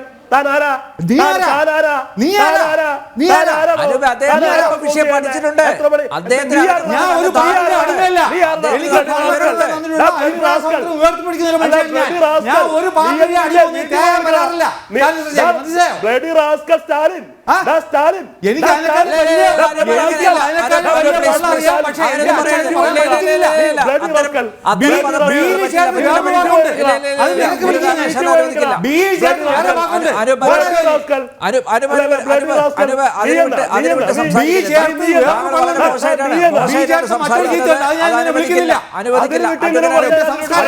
advocate Anoop, please, please, please. നിന്റെ വീട്ടിൽ പോയി വിളിക്കാം. നീ നിന്റെ വീട്ടിൽ പോയി നിന്റെ വിളിക്കാം. വീട്ടിൽ പോയി വിളിക്കാം. കുപിതനാവേണ്ട കാര്യം എന്താ? അഡ്വക്കേറ്റ് അനൂപ്, റാസ്കൽ, അഡ്വക്കേറ്റ് ഇല്ല, ഇല്ല, ഇല്ല, no, വീട്ടിൽ പോയി വിളിക്കാം. no, no, no, no, വീട്ടിൽ no. പോയി വിളിക്കാം. ഇല്ല, ഇല്ല, ഇല്ല, ഇല്ല, ഇല്ല. എവനെയൊക്കെ ഈ ചാനൽ ചർച്ചയിൽ വിളിച്ച് Please, നാട്ടിലെ please, സൊല്യൂഷൻ please, എന്തിനാണ്? നീ വീട്ടിൽ പോയി വിളിക്കാം. അയാളെ നീ വിളിക്ക്. ഓക്കെ എന്തായാലും ചർച്ച ഇവിടെ അവസാനിപ്പിക്കുകയാണ്. ചർച്ച ഇവിടെ അവസാനിപ്പിക്കുകയാണ്. അഡ്വക്കേറ്റ് അനൂപ്, ഇത്തരം പരാമർശങ്ങൾ പാടില്ല. താങ്കൾ വളരെ മോശമായിട്ടാണ് സംസാരിച്ചത്. ഒരു ചാനൽ ചർച്ചയിൽ പ്ലീസ് സാർ ഒരു മിനിറ്റ്, ചാനൽ ചർച്ചയിൽ ഇരുന്നു കൊണ്ട് പറയാൻ പാടില്ലാത്തതാണ് താങ്കൾ പറഞ്ഞത്. അനൂപ്, താങ്കളുടെ ഭാഗത്ത് ഗുരുതരമായിട്ടുള്ള തെറ്റ് ഉണ്ട്, അത് താങ്കൾ സ്വയം മനസ്സിലാക്കുക. എന്തായാലും ഈ വിഷയം നാളെയും അതിൽ വാദം കേൾക്കും. നാളെ സുപ്രീം കോടതിയുടെ ഭാഗത്തു നിന്ന് ഒരു ഇടക്കാല ഉത്തരവ് ഉണ്ടാകും എന്നാണ് മനസ്സിലാക്കുന്നത്. ആ ഇടക്കാല ഉത്തരവിൽ എന്തായിരിക്കും സുപ്രീം കോടതി നിർദ്ദേശിക്കുക എന്ന് നമുക്ക് കാത്തിരുന്ന് കാണാം. ജനം ഡിബേറ്റ് ഇവിടെ പൂർണ്ണമാകുന്നു. ചർച്ചയിൽ പങ്കെടുത്ത എല്ലാ അതിഥികൾക്കും നന്ദിയൊപ്പം പ്രേക്ഷകർക്കും.